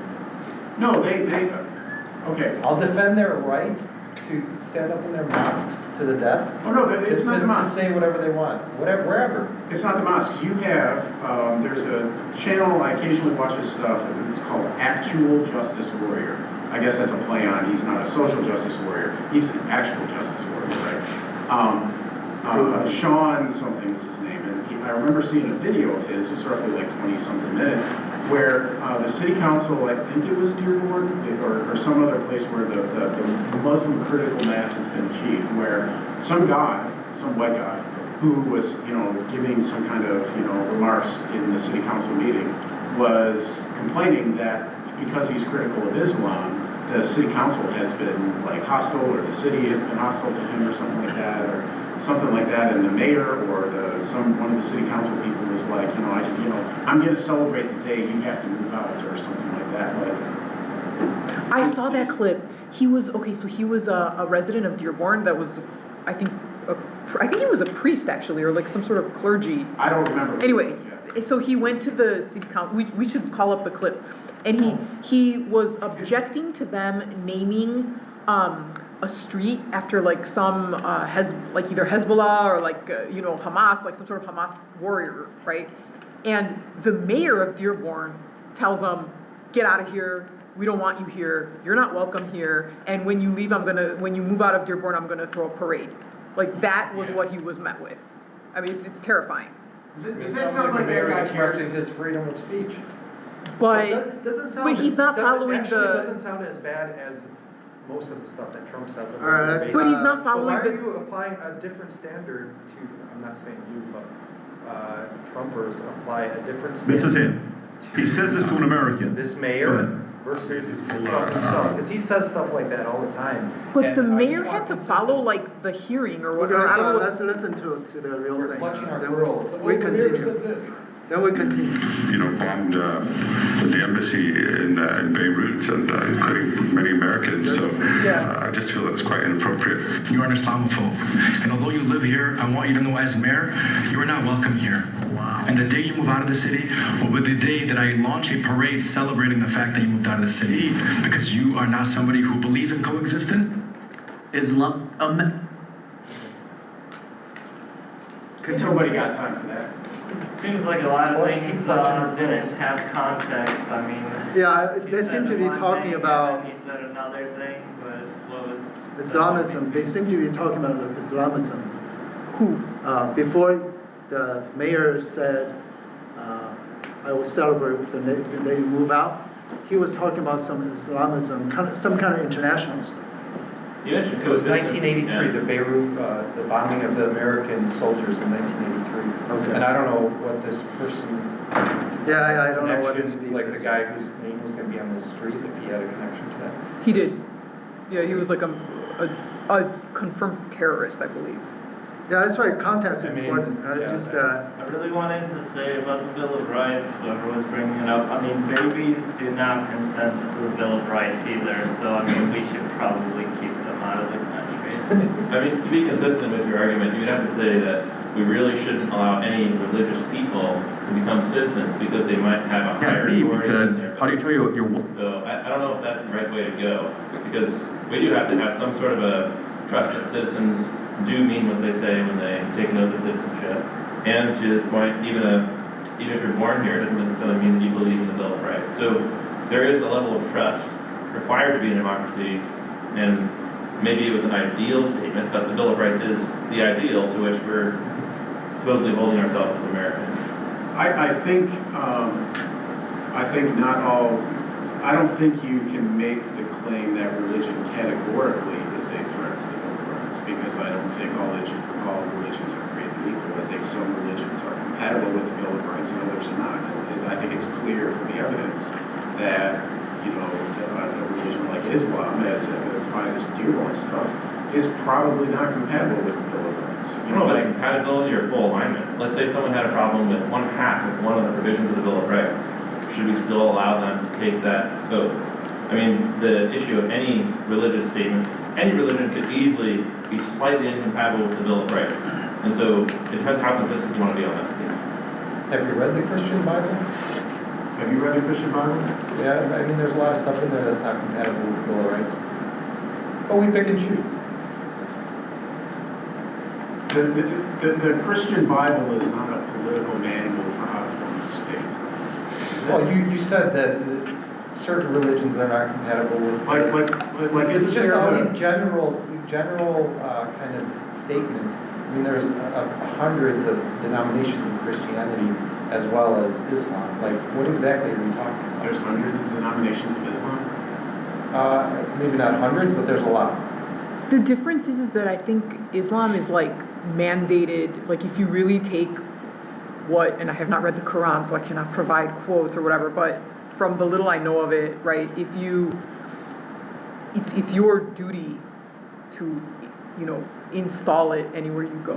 Whereas like Christianity does not have that. Like Jesus famously said, render unto Caesar that which is Caesar's, right? Like he wasn't trying to like overthrow the Roman Empire.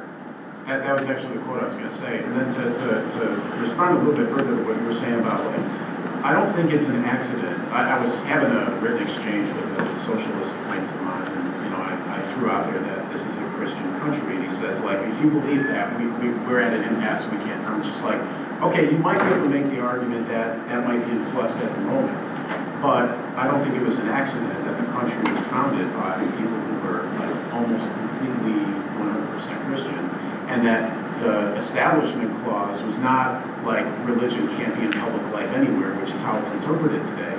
The Establishment Clause was you can't have at the federal level, the national level, an established religion. But different states and different colonies did have established religions, right? So are you okay with that version, the original hardcore, super duper awesome version of the Bill of Rights, where we can go and states can have established religions? Or is this more of like a post-1964 civil rights reinterpretation and reimagining of the Bill of Rights? Which Bill of Rights do you want? What does it mean by established religion? What does that mean?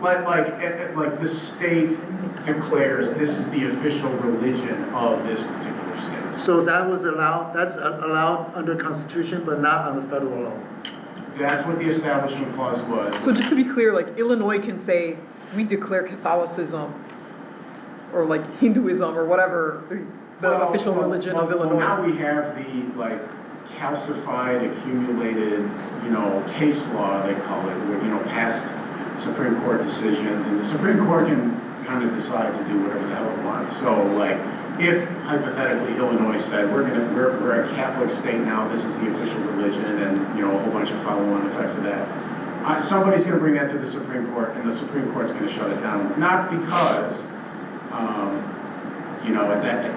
the Bill of Rights prohibits it, but because there's case law that the Constitution has been reinterpreted and reimagined. Like I imagine that you, sir, are a living document interpreter of the Constitution. That when the times change, the interpretation of the document has to change. No, I think black people are 2/3. And we had an amendment to fix that. That's how it's. Well, then, if you believe in that amendment, you are a living document person, just like I am. No, now you're equivocating on living document. When I say living document, I mean making changes to the Constitution through case law without going through the hard formal process of passing it through an amendment. So to answer your question, it's pretty straightforward. Just the government shouldn't tell me what spiritual beliefs I should have. And the founding fathers were not, many of them were not Christian, they were deists, which is not necessarily Christian. And the Hermioni, the great irony is that Christianity did overthrow the Roman Empire eventually. So this stuff has already happened. I mean, you have to look at the big picture stuff. Like, the idea that Islam is, this religion of like, yeah, we're going to take over everything. Yeah, a lot of people do believe that, and it's a higher percentage. I mean, there's Christians that believe that. The percentage of Christians that believe that there should be like a Christian caliphate is very small. The percentage of Muslims who believe that is much bigger. So we have an issue, and we deal with that issue. I'm very skeptical because, okay, yeah, Christian, like the Roman Empire became Christian, but did it become a theocracy? Yes. With like an equivalent of Sharia law? I mean, we had an emperor that was kind of like, yeah, we're all Christian now. Well, I shouldn't say we, they. But anyway, yeah, we just deal with it by not like brute punishment. We shouldn't have to punish all Muslims because the majority of them don't believe the crazy stuff. A lot of them do, and we just deal with it. But not by compromising the Bill of Rights. So a religion that has, what, more than 1 billion people, how much of them do you think believe the crazy stuff? How much I have no way of knowing. I can't look into their hearts right now. If you had to just take a stab in the dark, what do you think, 10%? 1/10 of 1%. But why would you take stabs in the dark as opposed to, the whole point is that you can't know what's in somebody's mind, and so therefore you don't treat them based on your assumption of what's in their mind. You treat them based on what they do and what they agree to. Because I think there actually was like, polling data somewhere that, was like, yeah, only a small fraction of 1% might be the hardcore, like, terrorist types. But then you ask, like, okay, you ask the rest of them, like, okay, you're not the hardcore terrorist types, but how many of you would look the other way when the hardcore terrorist types stuff do their terrorist type stuff? And it's a lot. It's not. It might not be like 80%, but it might be like 5 to 10%. And if we're talking about a religion that has like a billion people, that's 100 million people.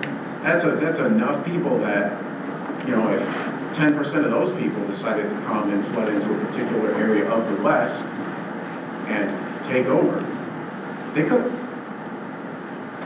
The majority of those people, just like my parents, will come here for economic reasons. I mean, that's just basic. What's your evidence for that? My lived experience. And lived experience is evidence. Well, my lived experience says otherwise, so now we're at it. Pulled out some random polling data from somewhere, so we're at the same level here. I love Lee Kuan Yew. He's the best. Yep. Yeah, well, let's take a listen. Let's do it. It makes some sense. Actually, okay, we can listen to this. Drug. Also have one of the highest rates of capital punishment. Yes, that's for drugs. That's for drugs. Yeah, because you think drugs deserve to be treated with the maximum punishment. If we could kill them 100 times, we would. Because it would destroy the whole families. It's terrifying to see. Because you're then drug dependent, you steal, you cheat, you rob your own parents. I mean, it's soul destroying. And they come in knowing that death, if they are found, with this goods on them. But the rewards are so great. And they try very, very unusual people. Women from Africa, big mammies come to sell clothes. And in between the clothes are kilos of heroin. And if you bring heroin into Singapore, you hang. You hang. You hang. Anything beyond 10 grams, you hang. Below 10 grams, maybe you If can you were say, convicted of bringing in more than 10 grams of heroin, you hang. You hang. That's right. After a jury trial. Yes, of course. Of course. No jury trial. Judge. Judge. Yeah. Judge listens to the evidence presented. Yes, of course. And if he says you're guilty, you hang. You hang. And they still come. Unbelievable. But do you believe capital punishment is a deterrent or not? Without capital punishment, our transshipment rate as a drug center would quadruple or quintuple. Because you're right on the passageway. Yes. And our internal consumption would go up by a multiple of 10. Hey guys, I've decided I'm gonna. Yeah, I mean, do I think something I was a this year. little surprised too, because Singapore, you would think they were on the British system, like a jury, but apparently they're like a German system, like judge will decide the case. They don't have juries. I was a little surprised. I'm not a legal person, so. Dan? One topic we could talk about is, you mentioned that the mechanics of democracy don't work, and inequality is one reason for that. I wonder if the mechanics of democracy work during prosperity, and they just don't work during decline. That's a really factor cool point. too. That's a factor too. Also, it works better when the community is smaller. When you have a huge community like the U.S., you have an indirect democracy. You have this representative, and you don't do the direct democracy. That always that's like a fix. Okay, we can't do direct because we're too many people, too big a community. We do this layers, right? So and then the U.S. you have this thing. You elect your city council, you elect your state, you elect your federal, and you elect your the executive branch and the legislative branch, all from the citizen. How does the citizen know so much about it? How do I know someone from Virginia or California whether he's good to be president or senator or not? How do I know? Well, if it's my neighbor, I may know better. That's another problem. Well, that's kind of confusing. I think it's just some angle is, if you have it, you only elect your city council, okay? At the state level, we'll leave it to the city council to elect the state level. The state, because they're the politicians, they're in the business. I'm doing my computer stuff. And the state will elect the federal. That will make more sense. Not necessarily. You could say that the local people should be focused on the local issues and not spend all their time figuring out who's the right state level representative. But the idea would be, there's a tiered level of interference in our life, and ideally the federal level interference should be minimal, and the county, city level interference should be a higher level because we're more directly involved. And just to dovetail on that point in general, the decline of local media has also kind of collapsed in our new media landscape. And that was a big way people got pulled into local politics and affected had some civic sense within their community. And that's all gone. Like, most people just complain about and talk about national politics. And even if it doesn't even affect them, it's like lives rent-free in their mind most of the time. So, in one sense, if you had a federal government that could do less, maybe there was just less that the federal government were able to do, maybe we could spend less time thinking about it. I agree with that, but good luck trying to get that happening. It does seem like a ratchet effect over time. Yeah, it does. I guess the one question I have about the Lee Kuan Yew video is, like, I used to live there, right? And they're an example of enforcing their laws, like, to the extreme. So, like, I wish Marcin was still here so we could talk about that. So I guess I'm curious, like, I sent Eric this video with Lee Kuan Yew because, like, if the end of freedom is freedom itself, then is the next phase like a Lee Kuan Yew type of figure? Like, because again, anecdotally on my social media, this is anecdotal, right? Like, I see more and more political commentators posting old clips of Lee Kuan Yew and saying like really positive things about him. Yeah, I mean, this is an Eastern thing. Also have one of the highest rates of capital punishment. That's the Eastern thing That's versus for Western drugs. thing. That's for drugs.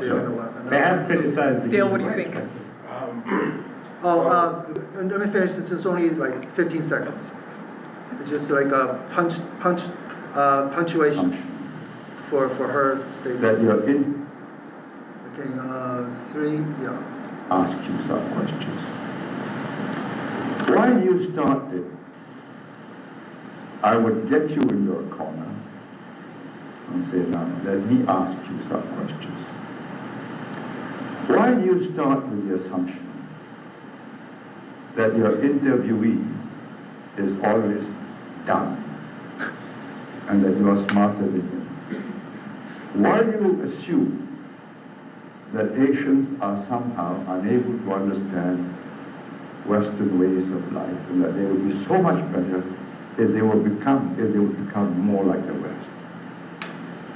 Yeah, that's accurate. They don't want to be the West, and they do things their way. Yeah. So considering the drug situation in Singapore, not situation, but the prohibition of drugs in Singapore,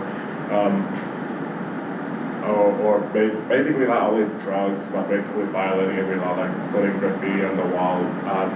I did read about a young man from 1994, he was from here, not Chicago, but the United States, and basically he got, it was a big topic back then, what I read, he basically got caned on his bum. And basically online they often make fun of him, saying that in 32 years now he'll still have that scar on his bum.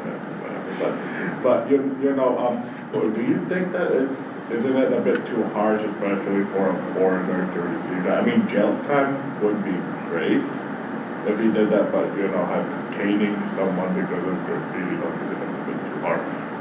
They would have, like, I remember I knew a lady that got robbed, and she was a local, and she's like, yeah, you know, he got $1,000 fine and like 3 lashes of the cane and like 2 months in prison, and that's just what they do.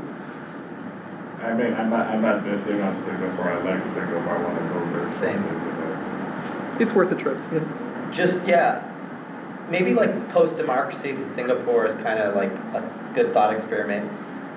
I'm curious for you who live there, like what are the downsides to having these kind of more, I heard like I can't be shirtless in front of my window. Like if someone sees me without a shirt on in front of my window, they can like call the cops and be like, this guy's shirtless. I can see him in his house without a shirt on. Like to what degree, like how egregious is it? And is it like, I don't know, I guess my question is, how did you ever find it to be overbearing? No. That's what everyone says, so it's No, like, I don't understand that argument where they're like, yeah.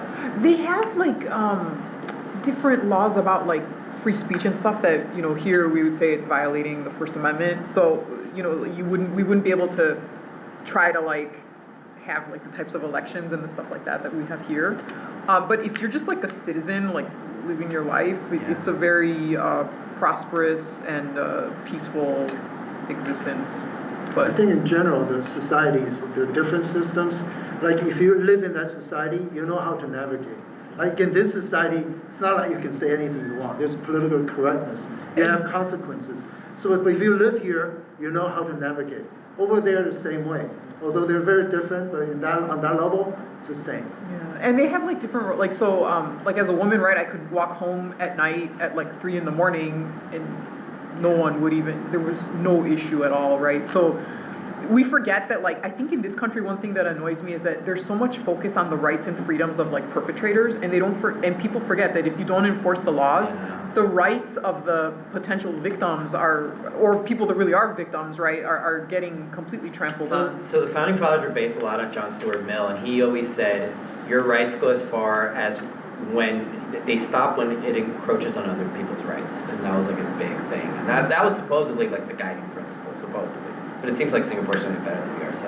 Anyway. Do you think, based on what you just said, that Singapore is doing better than we are, when I inject myself with any substance that's encroaching on your rights? No. For example, No, I don't think. There are different rights. Here, you don't have a right to walk outside like at 2 a.m. You don't have that right unless you want to get killed. Yeah. You don't have a right of freedom of fear. Freedom of fear. Outside at 2 a.m. Well, you have this fear that you don't have. Yeah. When in Singapore or Shanghai, for that matter. Well, that's a freedom. That's a freedom. There's a different freedoms. You have positive rights. You have negative rights. In this country, another way of freedom, the price of freedom is freedom itself, is people go too much on the positive rights, positive freedom. We should go bare minimums to negative rights. That's a way to ensure that you don't infringe on other people's freedom. That freedom could be a freedom to life, not just those money. People that were killed in Singapore for drug consumption. I mean, They get killed for drug trafficking, Trafficking, not consumption. Possession? Not even possession. It has to be above a certain amount because he was saying however many grams because that's clearly an intent to traffic. Yeah. Okay, so in Singapore, You know what? Bottom line. You could shoot up heroin if you wanted to. Probably, yeah, you would still, I mean, if they caught you with it, like, you would get in trouble, but you wouldn't get the death penalty because you're not a trafficker, you're a consumer. It was criminalized. But if it works for a Singaporean, why are we talking about what's good for them? What's good for your Americans? Good for Americans. What's good for Singaporeans? It's good for Singaporeans. You don't have to live there. What's good for North Koreans is good for North Koreans. Eritreans? Right, exactly. Well, I'm not gonna retract that, although you like make it like a, make it like a comic. It's serious, it's serious. 195. It's serious. It's just a disingenuous way of looking at the world. Can we objectively examine all these different systems? You know what, I may be wrong, but I'm genuous. I don't do disingenuous thing. When you think about it, it works for North Korea. What's the alternative? You know, I've never been to North Korea, but I can imagine on a general principle, what's the alternative? Could be worse. That's why North Koreans, they tolerate it. What works for the USA works, so just leave it Right, alone. but So it's Trump is wrong. I wouldn't personally do it like you judge them with your own standards, wear your own lens to judge other people. I think that's not something I would do. Exactly the opposite of that. We don't judge it. We just say, hey, come on over. Just right, you could make do sure that. you respect everybody. Maybe they do will. whatever you want. Maybe some of them will. You can argue, like in the case of North Korea, probably not as case of Singapore or China, but in the case of North Korea, like they will empty the country if they U.S. open the borders to them. But that's economical and many other things. I think there's definitely some objective ways to analyze countries. Yeah, you think about. You can analyze, but with a caveat, like this is U.S. standards, this is where we're coming from, this is the context. But if for you to say, okay, we're right, you're wrong, but you can analyze it without making like conclusive value judgment. All power to you. It's like academic, intellectual exercise. But to value judgment, we have to be careful with that. For example, the point you made about the average Singaporean living and having not much of an issue with the laws, that's a democracy like ours gives people not only the freedom to live within the rules, but the freedom to question and potentially change the rules. Right. So that's the difference. So that's where you could have an argument about. Don't Singaporeans have a right to change the rules? It's just not as like unbridled as here. Right, it's just a matter of degree. It's not like. To build an ideal society, how high should you dial the flexibility on the rules and the flexibility on the ability to change the rules? Yeah. There's the rules, and then there's the meta level of how flexible should those rules be. Vic, you look like you're like gonna explode. No, not at all. Not at all. I'm reminded of what was the way you're phrasing it, Eric? Like freedom and what was the slogan for today's? The price of freedom is freedom itself. I can't help but be reminded of the 2012 masterpiece, The Dark Knight Rises, where Bane says, "Victory has defeated you." You know, it's like the seeds of freedom include freedom's own destruction is kind of what the theme, Yeah, that's what I'm getting at. or the thesis of it is. So it's like, and I think that speaks to a little bit of what you're talking about is, so, how much flexibility to change the rules, like, well, not complete flexibility to change the rules, because what if you get a cohort of people who like very tyrannical or oppressive or downright evil rules, like what if there's, a group out there that, thinks women should be property and, rape should be legal. Like, we don't want to change the rules to make that okay, right? So again, it's like if it's a dial, which is I think a reasonable metaphor, like where do you put that dial?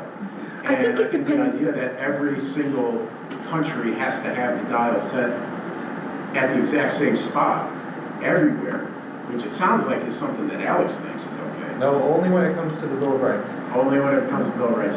Because like speaking about the dial, it's probably also dependent on culture too. Because like in Singapore, they pride themselves in what they call the Asian sensibility and their Confucian values and other things and harmony, right? So for them, the dial is going to be set at a different place because there's other factors that are contributing to their worldview. That's why Lee Kuan Yew said what he said, right? The fundamental difference between the Confucians or Eastern value and Western value is the Western is they thrive on conflict. The anarchic, when you talk about statecraft, it's anarchic. It's a conflict internationally, even within the country. So they thrive on checks and balances. They think that's the best way to keep the society together, or even international community in a certain order, through checks and balances, through anarchic kind of process, as opposed to Eastern. Eastern is a harmony. We don't do checks and balances. We do harmony. We come to some kind of a consensus that'll work for the most part. Why? The origin is in Greece. We all think that the Western civilization came from the ancient Greece. Greece was a fragmented geography, so they have very smaller states. So they have more individual freedom, they have more participation with the government, they have more conflict because they're smaller. They don't have a bigger, because of geography, they couldn't form a large empire. As opposed to China, the geography is basically a box, a huge box. So easy for them to form an empire early on. Now Roman has an empire, but the Roman kind of inherited Greece, their spirit, their way of thinking. So their origin is already set because it's fragmented. That's why people have equality, they have freedom, and checks and balances, conflict. They thrive on conflict because ultimately it's checks and balances. It's the fundamental difference between East and West. So you brought up, I'm glad you brought up because I wanted to ask earlier about, I was wondering, like, where does all this crazy drug, like Vietnam famously, that's in Thailand, super strict drug laws, it comes from religious extremism, Confucianism, which is a religion, that they have like this idea that, it's impure or something. Are you sure? No. As a Chinese person, I never heard of that. I never heard of that. Your premise is wrong. I'm asking the question. I can't speak to Vietnam, but in the case of Singapore, I mean, Lee Kuan Yew said it himself, right? That like the ripple, you bring a drug trafficker into a country, right? People start taking drugs. It's compounded. Then they go and they steal money from their mommy or their sister, and then they go rob a liquor store to get the money, right? So that the ripple effect of the drug usage is societal chaos. It's a religious extremist thing. It seems like. I think you could approach it from a mathematical perspective. It's not religious. I don't think it's. Why was it your conclusion based on what she said? What she said had nothing to do with because religion. It's not religion. I mean, there are very few things I'm sure of. That's one of those few things I'm sure it's not religion. That's not. It's not religion. That thought was not logically entailed by what First of all, do you agree? No, with the drug laws Alex. in Asia in general? I don't know. Alex, chewing gum is outlawed in Singapore for the same reason. Because people chew their gum, they spit it on the ground, and then the amount of money and like cleaning crews and effort it takes to remove all the gum is not worth it. What's the penalty? Caning? A massive fine. They don't do the caning anymore? No, they They cane you, do, but they they still cane you, but I don't know if it would be for. Vandalism, that kid was. But yeah, like, guilty so of vandalism. they're just thinking in a very pragmatic way. Now, again, we don't think that way here, but they're a different place. Very, very strange. It's definitely, Spoken like a Western. yeah, it's definitely a completely different mind frame. They think about like, they look at things like engineering problems and how things compound and like different dependency graphs and trees, and they think like logic-based systems, and like we're thinking like, oh, you know, I like this and this is my ideal of what a society should look like, and Plato said that, and therefore it's totally different. I mean, it's very logical that someone cannot like police what I think. It's No, they very, don't police very what you think, they illogical. police what you. But I don't know how what drug you be, how you trafficking has to behave, do with policing. or even what you say, but they can't police what you think. Freedom of expression, like you said. That's cool. So if I have kids, I'm gonna send my kids to school with a T-shirt that says "Deport all illegals." What do you think the teachers and the principals? That's up to the local school council. No, you said free speech. You said control of what they First think. of all, kids don't have that, right? I see. That's the Bill of Rights and the Constitution never countenanced government-funded institutionalized schooling. They would have probably abhorred the idea. The Prussian school system that we have now, like, I'm sorry, like if you're gonna have government schools, my kid's gonna have free speech. And Alex, to your point about the policing, is it that the government polices them, or again, because of the thing is of maintaining harmony, are they already amenable to like not rocking the boat in a way that maybe we're used to here, right? So like, we can't take our minds and like superimpose it onto them because we think very differently. No, I think very differently from Vic. That's the beauty of the US. I meant to say we think very differently. Can we have this meetup in China or in? Good question. I probably, you can probably have it, but I will not with this level of ease when I'm having it. So if you had an enemy in the CCP or something, they would come in and like arrest you? No, it's not like that. It's just like they have different standards, different. The leash is a little tighter than it is here. So I can still have it. I can navigate it, but I will have to put more mind to it, how to navigate it, and certain boundaries. I care very little about boundaries, as you know, since I'm not financially sponsored by anyone. But other than that, I don't care about boundary. But over there, yeah, I care more about another layer of things. They refer to themselves as Singapore Inc., right? So they think of themselves as a corporation. Like, having worked in a corporation, right? Like, those are not democracies. Everyone aligns behind certain, in the case of a company, right? Like economic goals. So if you're in a mindset that I'm a citizen of Singapore Inc., you're not thinking the way we think, right? Like, you're thinking we're all aligning behind whatever outcomes we're trying to drive. What's the system in South Korea where the corporations have huge influence in government? I forget what it's called. Where they basically the chaebol. The chaebol? Yeah, chaebol. Is it something like that? No, I meant if they describe themselves as Singapore Inc., where they're all working towards thinking of Singapore like a corporation. I mean, anyone that works in a corporation knows that they don't operate like democracies, right? Like, you have the CEO, or you have like the leadership, and then it trickles, and all of the orders like trickle down, and then everyone aligns behind whatever like the goals are to raise the revenue for 2026 or whatever that might be. You know, all of this, it kind of reminds me of how communist parties in communist countries past and present, they would usually do these. Usually it's like a State of the Union, but you know, they just make long speeches of what they, try to do for the next 5 years or so, and it kind of reminds me of that. And also, in a way, even also official, Singapore kind of, in a way, kind of reminds me of modern China. Sort of. Yeah.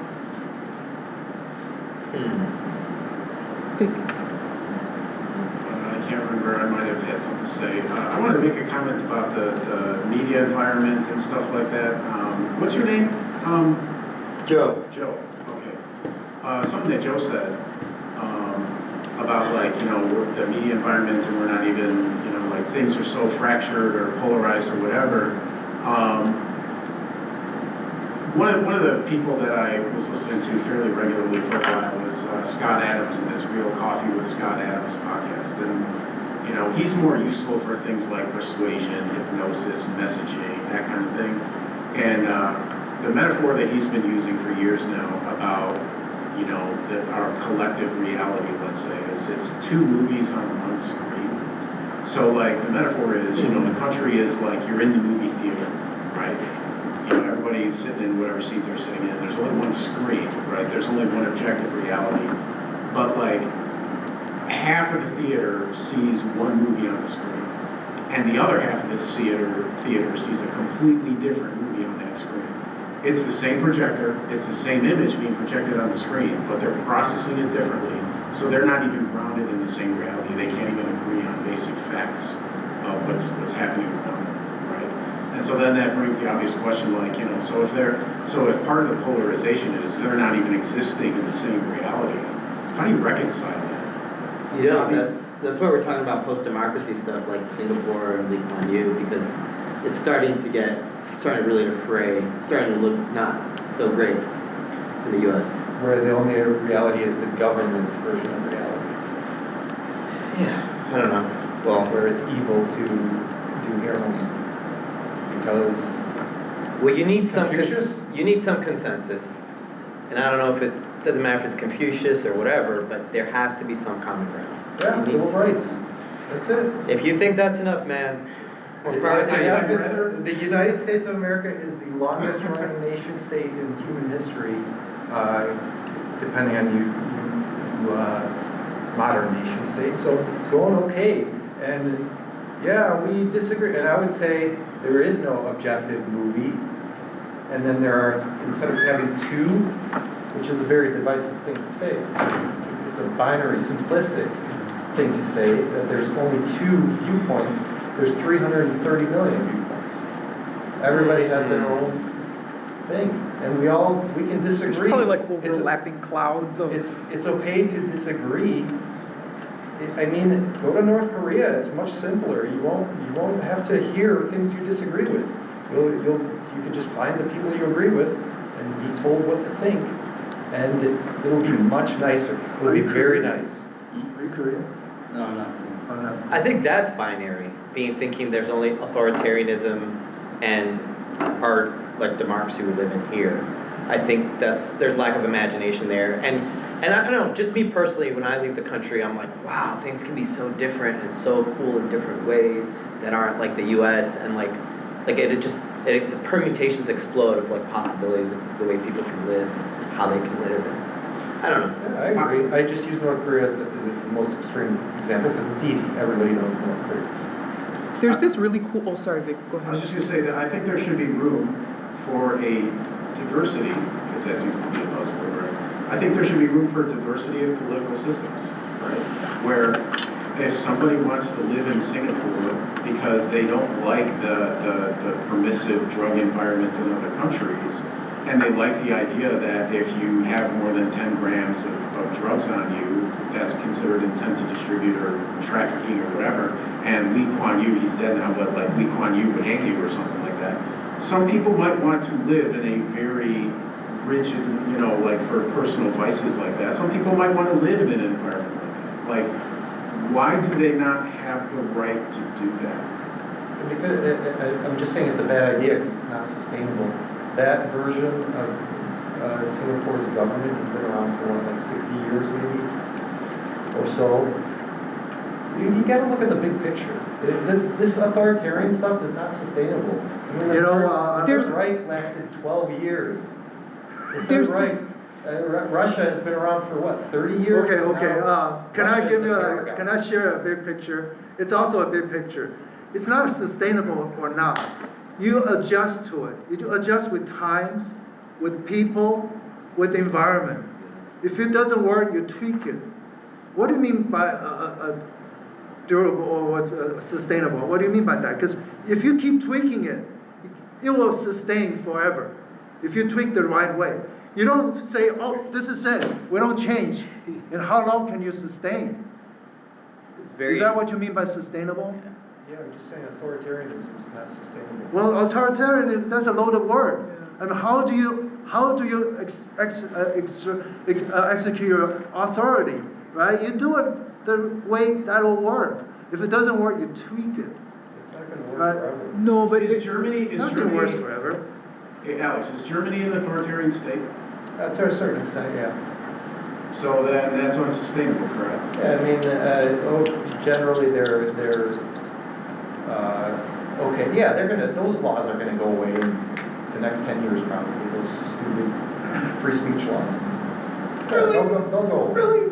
They're outlawing political parties. Like they take their intelligence apparatus and then also like who knows who's responsible for like what is it 7, 8, 9, 10 AfD people in the last year have been assassinated or something like that in Germany. Like, do you think it's a positive or negatively reinforcing system? Like, do you think as it gets worse, there'll be more pressure to change, or do you think as it gets worse, there'll be more pressure to get worse still? No, I don't know that I have an answer to that. I could see either one having a runaway effect, actually, but I have to think on that a little bit.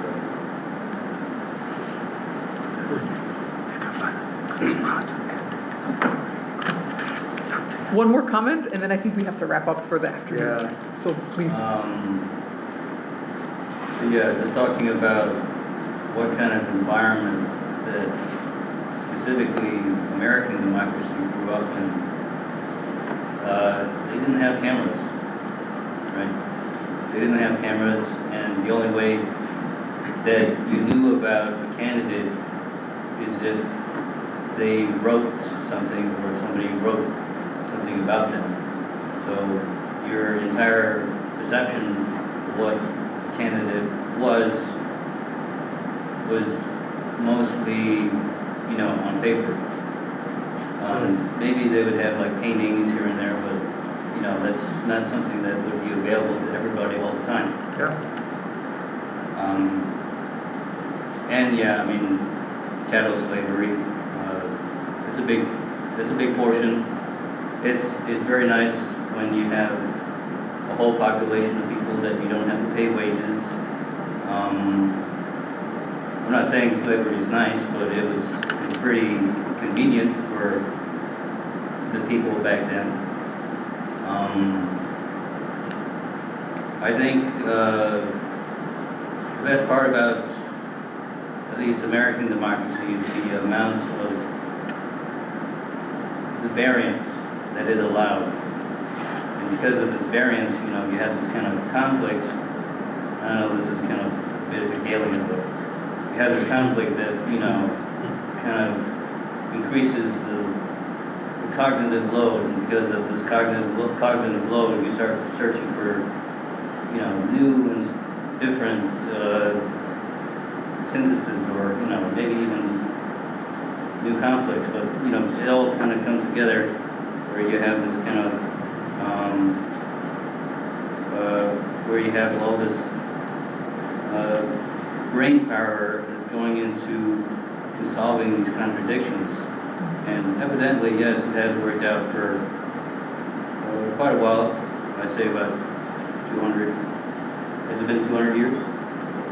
Coming up on 250, right? 250 years. But at the same time, slavery, that was kind of a big thing that was kind of propping the state for a very long time.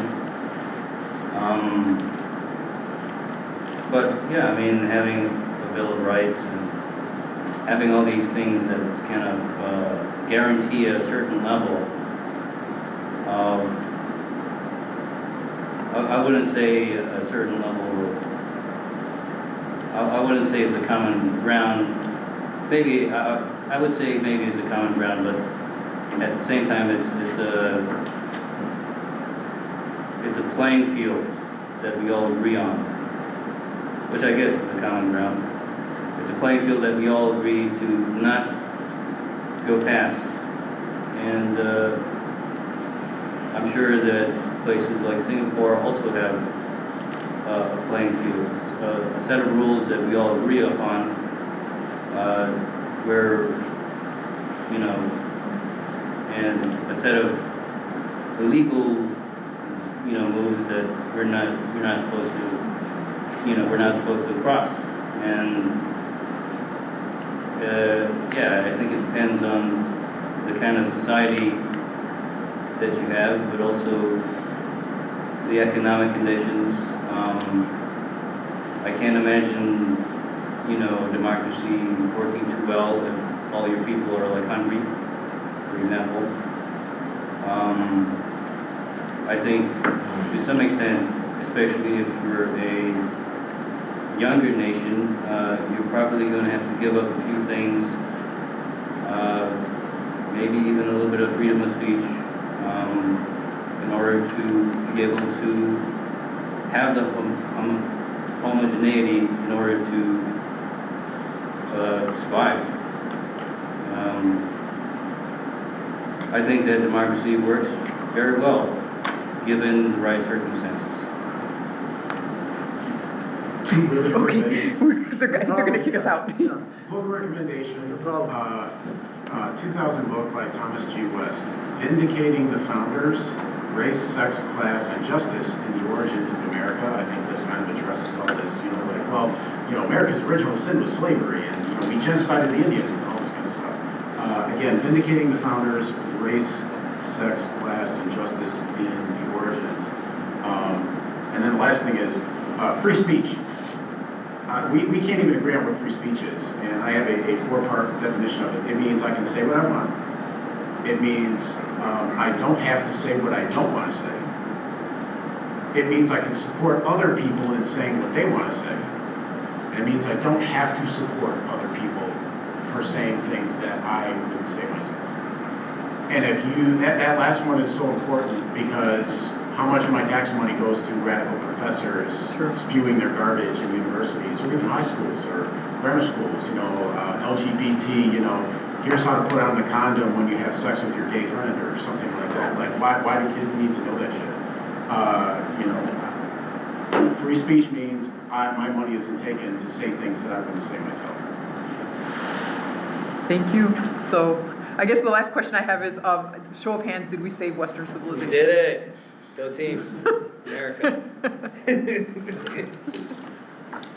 All right, thanks everyone. Party on. That's a flawed question. That's assumed that it hasn't already gone down the tube already. Well, Eric opened with us, you know, with the elite people that are going to save it, so, you know. All right, here concludes the meeting.